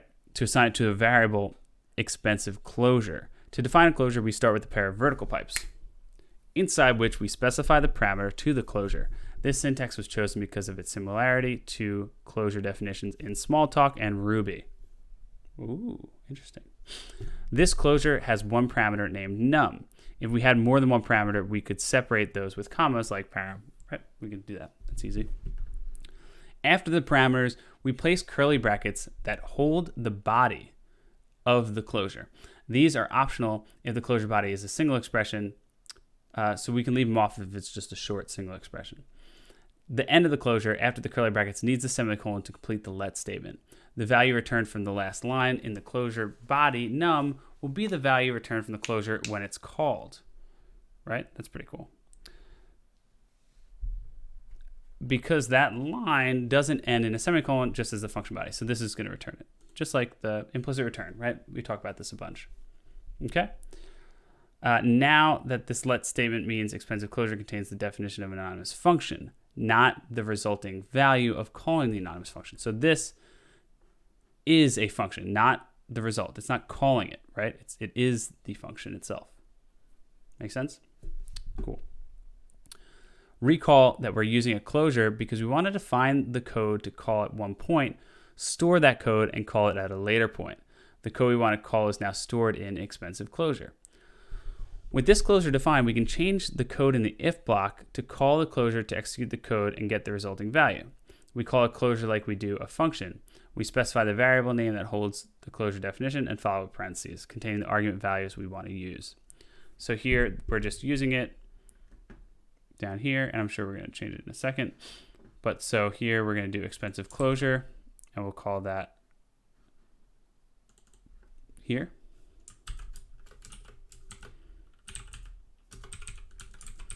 Right. Oh.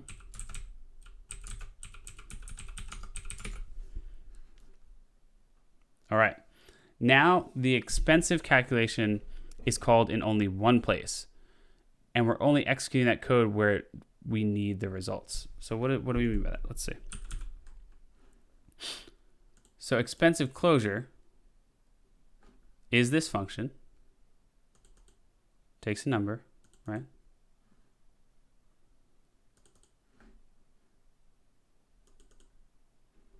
And we're calling it only where we need the results. I don't see how this is different from it being outside.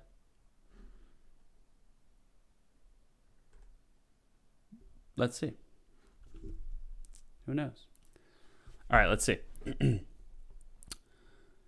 However, we've reintroduced one of the problems from listing. Yeah, we're still calling the closure twice in the if block, which will call the expensive code twice and make the user wait twice as long as they need to. We could fix this problem by creating a variable local to that if block to hold the result of the calling closure. But closures provide us with another solution. We'll talk about that solution in a bit. But first, let's talk about why there aren't type annotations in the closure definition and the traits involved with closures. Well, we put a type annotation, but maybe you don't have to. So I think what we're going to do here is we'll end up using intensity because we're always calling it with intensity, right? So we could just do, instead of taking a number, right, we can just do intensity. And it's going to have that value.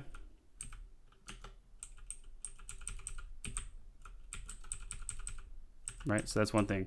So we don't need to pass it a number. We have the value there. So that's one thing. Let's keep going. And it doesn't change, right? These values are gonna be the same. Right? So you can memoize it, right? If you've ever used memoization. All right, closure, type, inference, and annotation. Closures don't require you to annotate the types of parameters or the return value like a function does. Although it did complain, right? It did kind of make us do that. So I don't know what you're talking about. Because look, it did. If we take that away, it doesn't. Okay. Okay. All right. So it doesn't make us do that. Type annotations are required on functions because they're part of an explicit interface exposed to your users. Defining this interface rigidly is important for ensuring that everyone agrees on what types of values a function uses and returns. Right, so a function is designed to be returned as an interface where a closure is an implementation detail.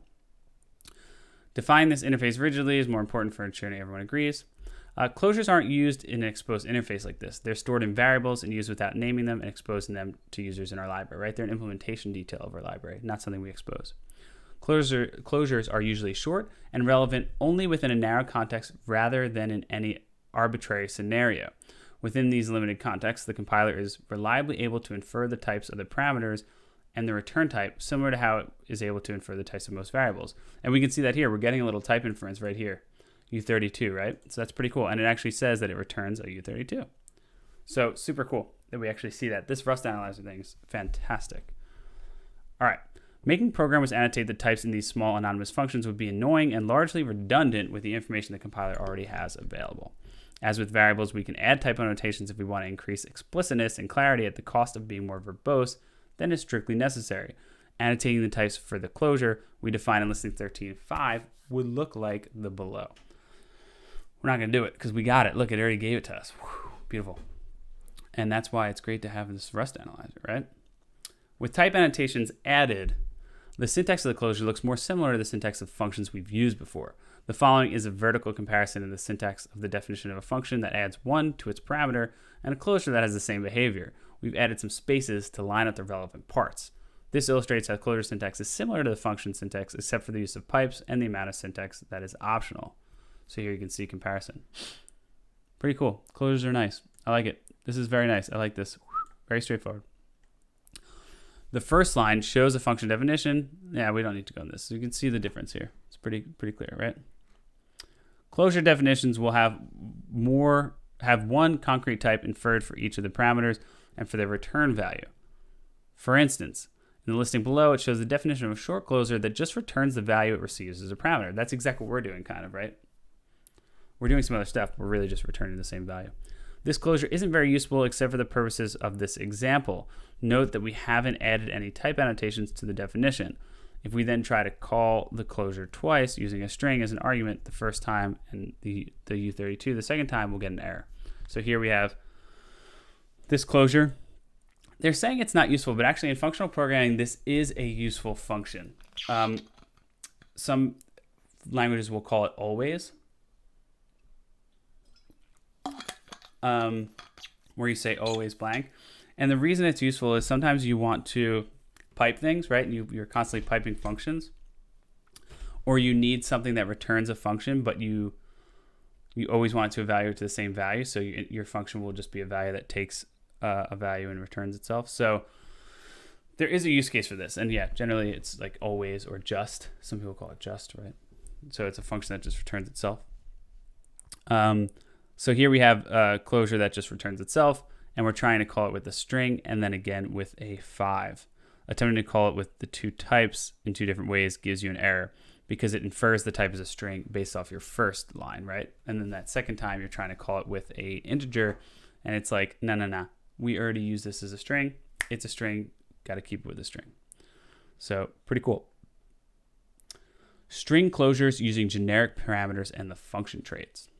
Let's return to our workout generation app. Our code was still calling the expensive calculation closure more times than it needed to.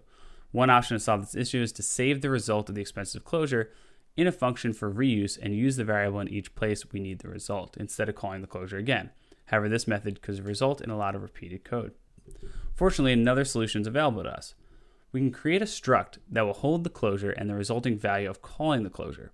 The struct will execute the closure only if we need the resulting value, and it will cache the resulting value so the rest of our code doesn't have to be responsible for saving and reusing the result. You may know this pattern as memoization or lazy evaluation. Yo, what did I say? I was like, you could probably memorize it. I knew. I didn't read ahead. This is just experience, right? You've probably heard of memoization. That's right. If you calls it once, right, and it passes the same result, we can memorize it. To make a struct that holds a closure, we need to specify the type of the closure because a struct definition needs to know the types of each of its fields. Each closure instance has its own unique anonymous type. That is, even if two closures have the same signature, their types are still considered different. That's interesting. To define structs, enums, and function parameters that use closure, we use generic and trait bounds as discussed in Chapter 10. The function traits are provided by the standard library. All closures implement at least one of the traits, function, function mute, or function once. We'll discuss the difference between these traits in the Capturing the Environment with Closures section in this chapter. We can use the function trait. All right, so we'll do that. We add types to the function trait bound to represent the types of the parameters and return values the closure must have to match this trait bound. All right, let's read that again. Let's go. What? That was a mouthful. All right. We added types to the function trait to represent the types of the parameters and return values that the closure must have to match this trait bound. Got it. Okay. In this case, our closure has parameter type of unsigned 32-bit integer and returns an unsigned 32-bit integer. So the trait bound we specify is a function that takes an unsigned 32-bit integer, returns one. That's pretty cool. All right, so let's create that struct. Struct Cacher. So it's very much a memoizer, right? Pretty cool. It's gonna be generic over type T. And where T is of type function, takes an unsigned 32-bit integer, returns an unsigned 32-bit integer. Calculation will be of type T, and the value will be an option of unsigned 32-bit integer. Because it's either present or it's not. It's present if it's been evaluated. It's not if it has not been evaluated. What are we dealing with here? Let's go over this again, because this is kind of important. Cacher. Generic over type T, meaning the cacher can have any, it's a generic cacher, it can take anything as long as T is of this type. So generic over T, where T is a function, right? There's a closure. It has two values, the calculation, which is the how to calculate it, it's that function, and the value. The way we'll use this is we have the value as an option. So it's either present, right? It's either something or nothing. If it's nothing, it means we haven't calculated it yet. So we simply call the function to calculate the value. If we do have a value, we simply return it, which avoids the unnecessary second execution. And so it's going to be useful for this case down here, right? The first time we call it, it'll generate that value. The second time we'll do a check. If the value is present, we'll just return it, therefore avoiding the execution of the second function call. This is known as memoization, or as they mentioned, lazy evaluation, right? The Cashier struct has a calculation field of type T. The trait bounds on T specify that it's a closure by using the function trait, right? So any closure we want to store in the calculation field must have an unsigned 32-bit parameter. Pretty cool. The value field is of type, oh wait, let's look at this note. Note, functions can implement all three of the function traits too.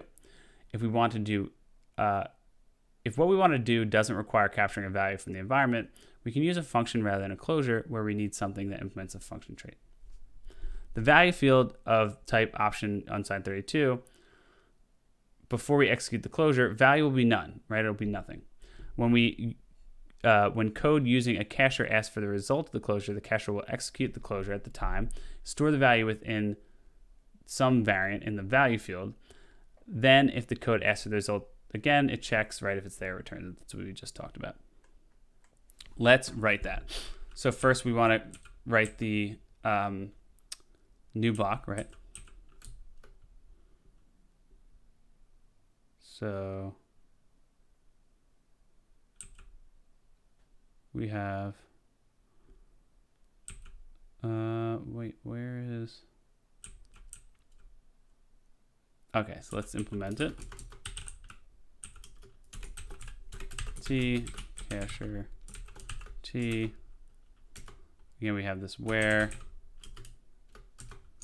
T function, U32, U32, I don't know why I have to write this again, this is interesting.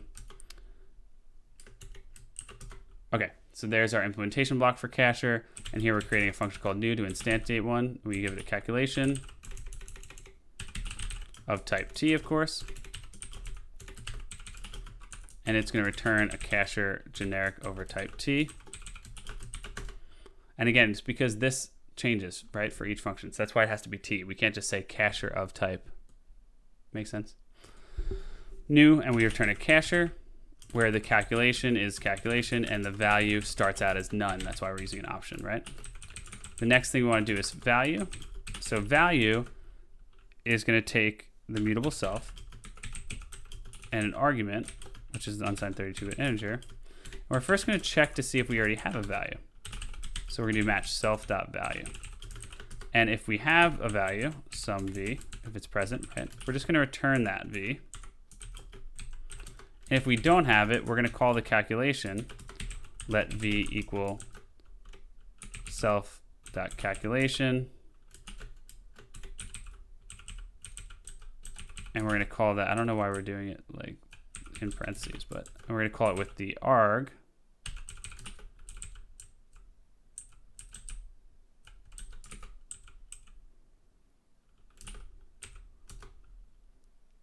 And then we're going to call, oh, because calculations itself is, okay, yeah, no, that should work. Self.calculation is a function. And then we're going to set the value equal to v, because we're going to want to preserve it for later. We're going to set it equal to sum v, because it's an option, so it has to be sum v. And then we'll return v. Pretty cool. All right, let's read through what we did, even though we talked through it a little bit.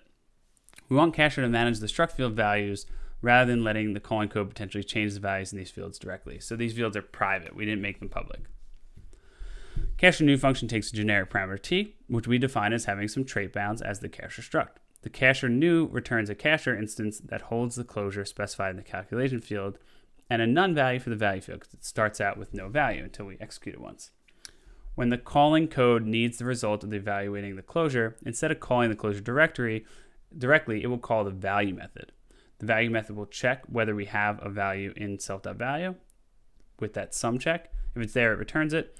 Otherwise, if it's not, it executes the calculation, stores the value for future use, and returns it. So let's see how we were going to use our cacher. So to use our cacher, down here in our expensive results, right, we'll change this to expensive results. Let expensive results equal cacher new, and we're going to give it that closure. We'll just provide it this closure here.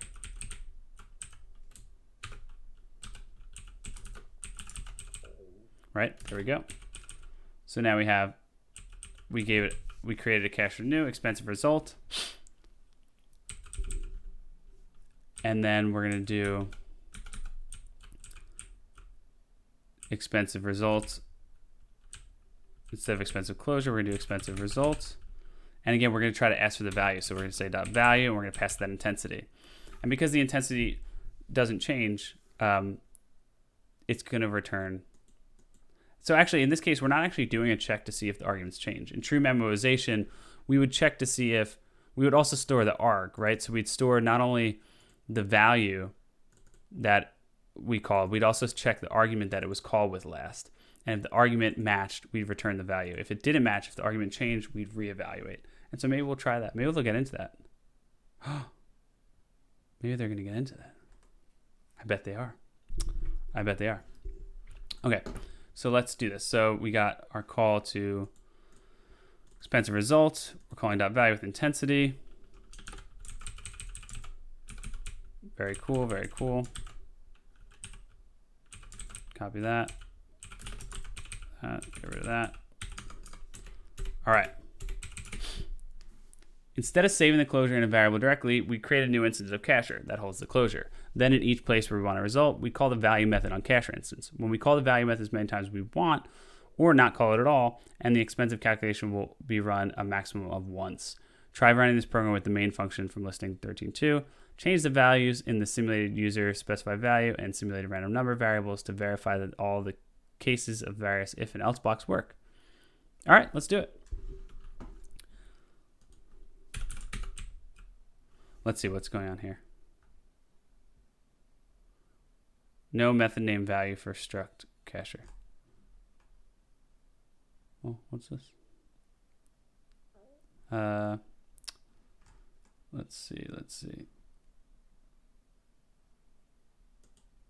Cacher value. It's because we didn't specify. There we go. All right, let's try calling it, and look, if I hover, it gives us the cool, so sweet. All right, so let's do this. Let's go ahead and test all of our different scenarios. So the first scenario we want to test is an intensity. Well, we're going to hard code it, right? So, all right, what is this? What's happening here?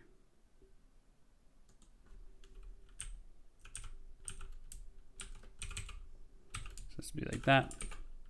I think that's why we were able to do this before. So what is it saying? It's saying calculation. No method name calculation found for mutable reference cacher T in this scope field, not a method. All right. To call the function stored in calculation, surround the field access with parentheses. That's why they were doing that. Interesting. It's a weird thing. I've never seen this. I don't remember what this is for. Why do we do this? Oh, I want to see why we do that.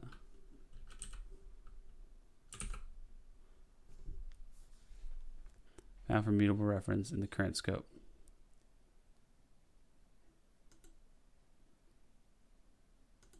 Oh, that's so cool. You can fix it like that. Well, interesting. We'll have to figure out why that's the case. Maybe we learned it and I forgot. Okay. So currently, expensive results. Sorry, we need to change this. Let's see. Cannot borrow expensive result as mutable. It is not declared as mutable. Okay, so for that, we just need to change it to be mutable. Right? And we should be good. are we not calling? Oh, we're not using this anymore, so we can get rid of this. Okay, so our main function is going to call generate workout 10. So in this case, we're passing it 10, random number 7. So it should run the function once and say today run for, actually it should run the function twice. It's less than 25. So it should run the function once, but print both of these things, right? That's why we've used the cacher. So let's try running it. Calculating slowly. Good. So it only ran the function once. We see it only calculated once, but it still printed out both values. Awesome. Now, let's try with a value of 30, high intensity, but still not the number 3. So we should get it to print once. Perfect.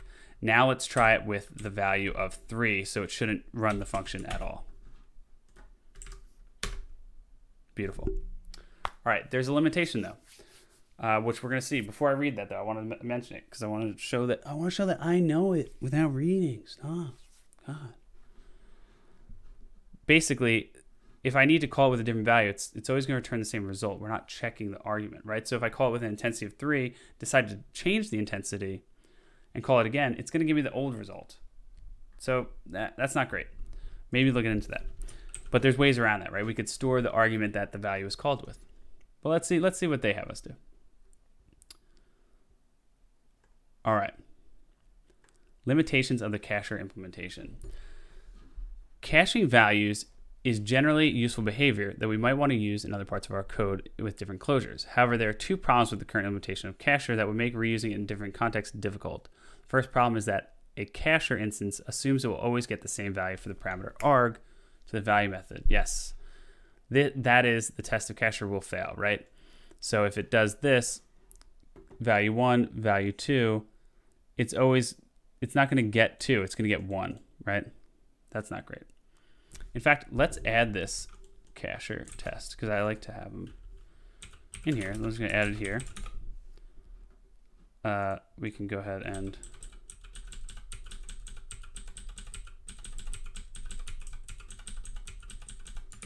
all right, and now I'm going to just run it real quick to show y'all. Let's see if it actually fails like they said it does. It definitely will. Cool, it failed. I'm sure they're going to have us make it pass, but if not, we're going to do it because it's going to be fun. So we see that it fails. The problem is that the first time we called it with 1, it stored that value, and it's always going to return that value. Try modifying. Oh, yes. Yes, it's going to ask us to do it. All right. Try modifying cacher to hold a hash map rather than a single value. The keys of the hash map will be the arg value that were passed in, and the values of the hash map will be the result of calling the function on that key. Instead of looking at whether self.value directly has a sum or a none value, the value function will look up the arg in the hash map, return the value if present. If not present, the cacher will call the closure and save the resulting value in the hash map. The second problem with the current cacher implementation is that it only accepts closures that take 1 parameter of type unsigned 32 and return unsigned 32. We might want to cache the results of closures that take a string slice and return a useSize values, for example. To fix this issue, try introducing more generic parameters to increase the flexibility of the cacher functionality.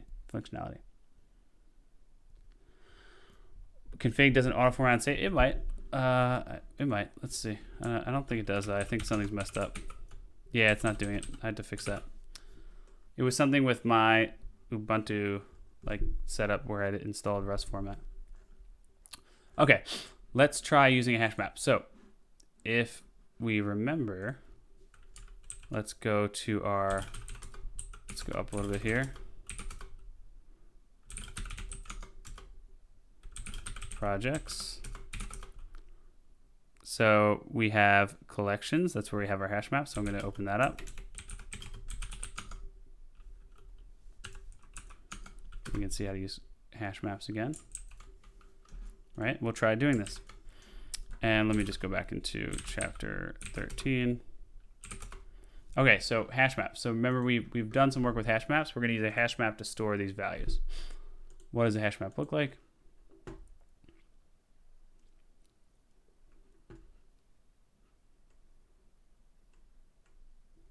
So here is an example of a hash map. we have hashmap new.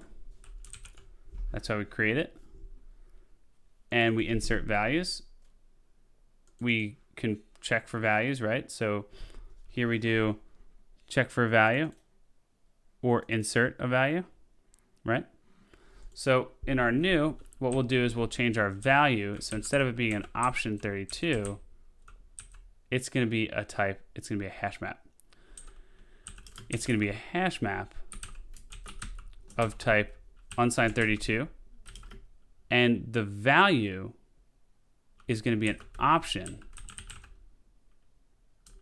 of type unsigned 32. And that's because, what does it say? Cannot find type hash map. Ah, we need to pull it in. So the reason we're doing it that way, let's say in 1 second, is because the key is going to be the unsigned 32-bit integer that you call it with. And the result will still be an option of unsigned 32-bit integer. So what we're going to do each time you call the function, we're going to do a check. We're going to say, is that, we're going to try to pull out the value at that argument. So if you call it with argument 4, let's say your number is 4, we look in the hash map with the key 4, we see that there's a value. If none is returned, we execute that code and we insert it in the hash map, right? So that's basically how that will work. So let's give it a shot. In fact, the book actually said we don't need to handle the none. Let's see why. So it says here, instead of looking at whether self.value directly has a sum or none value, the value function will look up the arg in the hash map and return the value if it's present. If not present, the cacher will call the closure and save the resulting value in the hash map. Right. Okay. So that's what we're going to do. Let me pull up my reference here from our old code. So what we'll do in our new, so we have to change this. So we're going to do, for this, we're just going to do hashmap, hashmap new, right? So that's us instantiating our new hash map. And then down here, what we're going to modify this. So our value, when you ask for the value, self.value is a hash map. So we're going to do a lookup, right? So we're going to do, let's do, I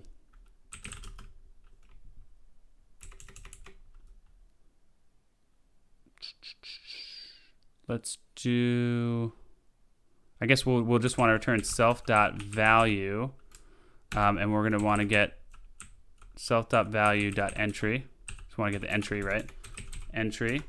What are we going to pass as the arg? Well, we're going to pass the arg, right? We're going to pass the arg to self.entry. And then we're going to do, we're going to do dot or insert. And so it's going to get us the value. If the value is not there, it's going to insert. And how are you going to insert? Well, we're going to execute this function. What function? We're going to execute this function.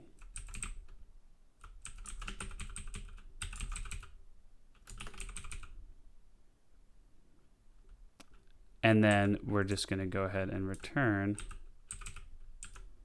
this. Get rid of that. Okay, so what are we doing here? Let's take a look. Okay. So self.value is the hash map, right? So if we just look at self.value, it's a hash map. Entry, we're going to give it basically how we want to access it. So we're going to give it the arg, right? That's the key. And so you can see here, entry takes, it operates on itself and it takes the key, right? And then, so here it's saying mismatch type expected unsigned 32 integer, found mutable reference. That's because of self. So we just have to do, I believe we're going to have to do this. Maybe. Let's see what's going on. Mutable self.value. Let's see if this is there. Let's first try to do this. Self.value should be a hash map. Okay, so it's saying that is a hash map. Entry Mismatch types. Expected type, unsigned 32, found mutable reference. Standard option, unsigned 32. Expected unsigned 32 because of return type. So we could probably just do this. We could do unsigned 32. We don't need an option anymore. So that's one thing. But so here, let's see what's going on. Expected unsigned 32, but found a mutable unsigned 32. So consider dereferencing the borrow.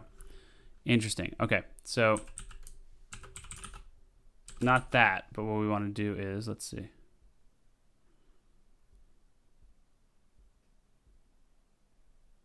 Let's see what the quick fix is. Consider dereferencing the borrow. Let's try it. Dereferencing that whole thing.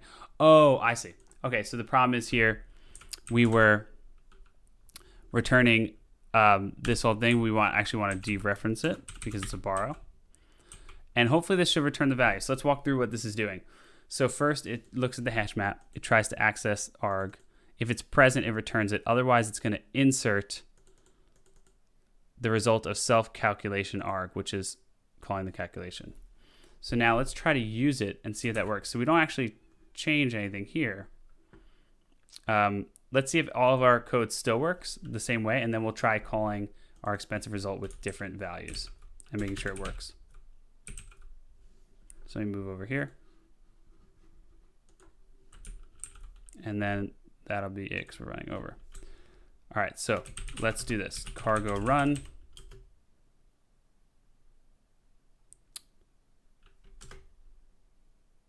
Okay, so we got take a break, so that still works.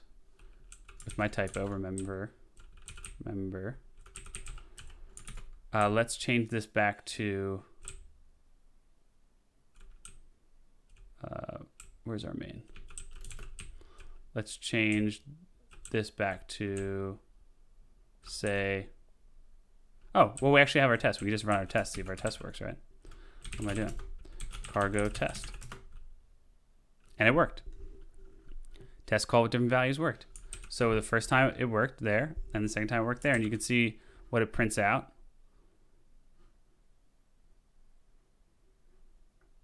Oh, we can get rid of that. But basically, yeah, it worked, and we want to make sure that in this case it calls it twice, which is okay because it has to call for each. But let's do this. Let's try calling the function a few times and making sure we get the correct output. For example, here we expected this value, but let's make sure that it in fact is caching it appropriately. So to do that, we can look here. I think there's a way to get the output of the test. Let me see. I forget how we did that. Let me just search it really quick.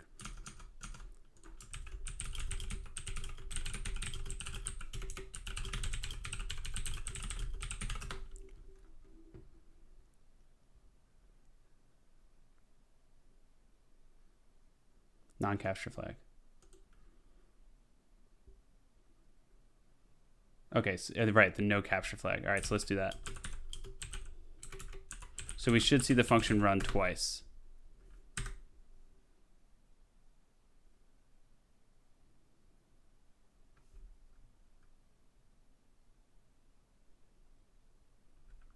I forgot a dash. Perfect. Okay, so here you can see. Oh no, it didn't. What? It's not doing it. Test, no capture. Test call with different values.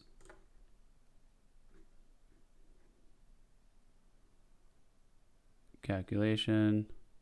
Oh, because we're not calling that same function. So actually what I'm going to do is I'm going to test this. I'm going to add these prints to it.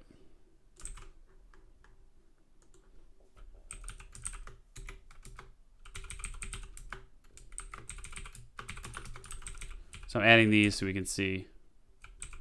I'm just going to get rid of, I don't need the actual.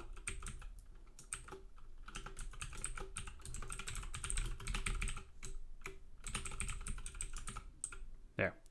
So now it'll actually print that the function is called. So we can see that it is in fact called twice when we run it this way. So what I'll do is I'll just do this. So run that. And there you can see, oh, something failed. Hold on. Oh, I forgot a dash again. Sorry. Okay, so you can see function called, function called. And I'll even add function called with value, and we'll pass it A. See that? So function call it 1, function call it 2. Now, if I call it 4 more times, if I ask for the value for 1 3 more times, right, and then ask for 2, it still should only call it twice. It shouldn't be calling them again because these should be cached. So let's verify that. Function called with 1, function called with 2, function called with 1, function called with... So it's still calling this function value. It's still actually calling the calculation, which is not what we want. So let's take a look at what's happening there.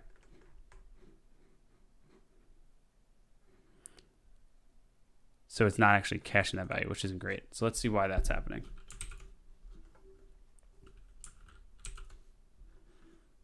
And it might have to do with how we're accessing our...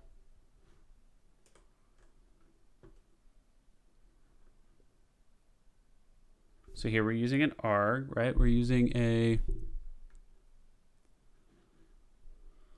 unsigned 32-bit integer here.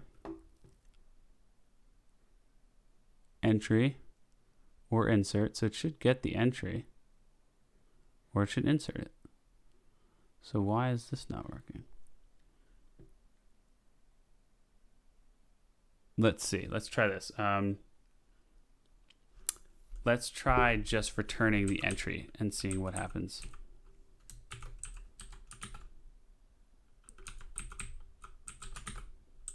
What does this say? So this says expected unsigned 32 integer, found hashmap entry.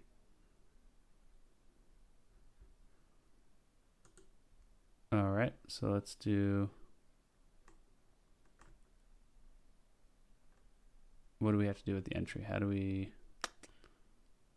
or insert, how do we just get the entry out? Let's see.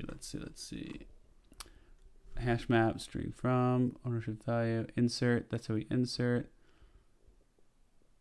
Get, okay, we just do get. So self.value.get, and we pass it a reference to arg. What does it say now? Expected 32, enum option 32.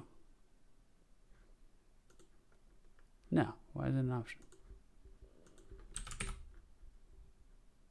Expected 32, found enum option. Oh, because I got it. So expect, because we're returning it, right? So it's an option still. So let's try coding it this way and see what happens. So if we do match, and we get some v, right? We'll return v dereferenced. Otherwise, if we get none, we'll return self.calculation arg. And again, this has to be in parentheses, remember.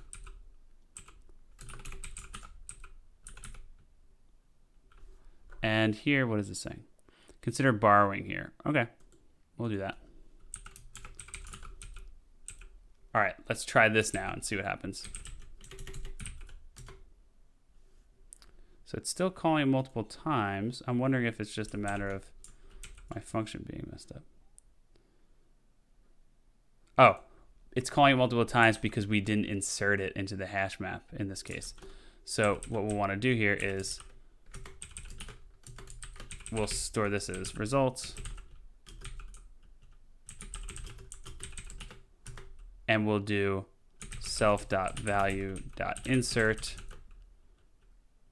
arg.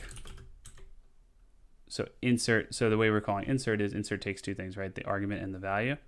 And so the value will be result. And then we'll return result. Okay, now let's try that.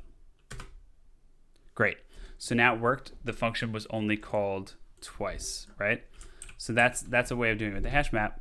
However, there's definitely probably a way where we can actually get this part to work, where it actually inserts the value. We'll have to mess around with that. But for now, this works. It's using a Hashmap and only calling it a few times. All right, we're a bit over, so we're going to end it here. As always, thank you for hanging out on the stream. It's been a lot of fun. We finished our command line program. We're going to be touching it up a bit. It was kind of fun adding those arguments. So overall, great time. Thank you if you hung out in the chat. Really appreciate it. Always great to have folks there. If you're watching on YouTube, thank you so much. Again, if you missed any of the previous videos, you can find them all here on YouTube. We got all the chapters of the book that we've gone through. We got the Rustlings. We got the how to build a Rust developer environment. All that can be found here. Again, I'm live Tuesday nights, 9 p.m. to 11 p.m. We went a little over today. It's usually unusual. We usually try to end on time. But come by, check it out live. If you're watching on YouTube, I really appreciate that as well. Hopefully you're enjoying it. You're watching on whatever speed you want, 1.5x. Maybe you slow it down. I don't know. Whatever you want. Get funky with it. Enjoy it. But yeah, add some comments, ask questions, whatever you want. I'll try to answer them. I've been really appreciating all the comments and feedback, so that's been great. More one-off content to come in the new year. One of the things I'm going to be trying to do is creating more one-off content for YouTube, so expect that as well. Again, follow on Twitter for updates for when I go live. All the code we wrote here today will be pushed to my GitHub repo, specifically the Learn Rust Together repo. That's where we're posting all of our book chapters, so I'll post that up there as well. And that's it. I hope you've all really enjoyed it tonight. I had a lot of fun tonight. It was great working on the command line program. Really fun learning about closures and doing some memoization. As a functional programmer myself, I really enjoy that aspect of Rust. So really cool. We'll be improving our command line programming and continuing with the book next week. So thanks everybody who's joined us in the chat. Thanks for those watching on YouTube. Feel free to leave a comment, like and subscribe if you're interested. You'll get notified for when we create new videos. And again, live 9 p.m., 11 p.m., twitch.tv/TomMcGurl. Thank you, everybody, and have a good night.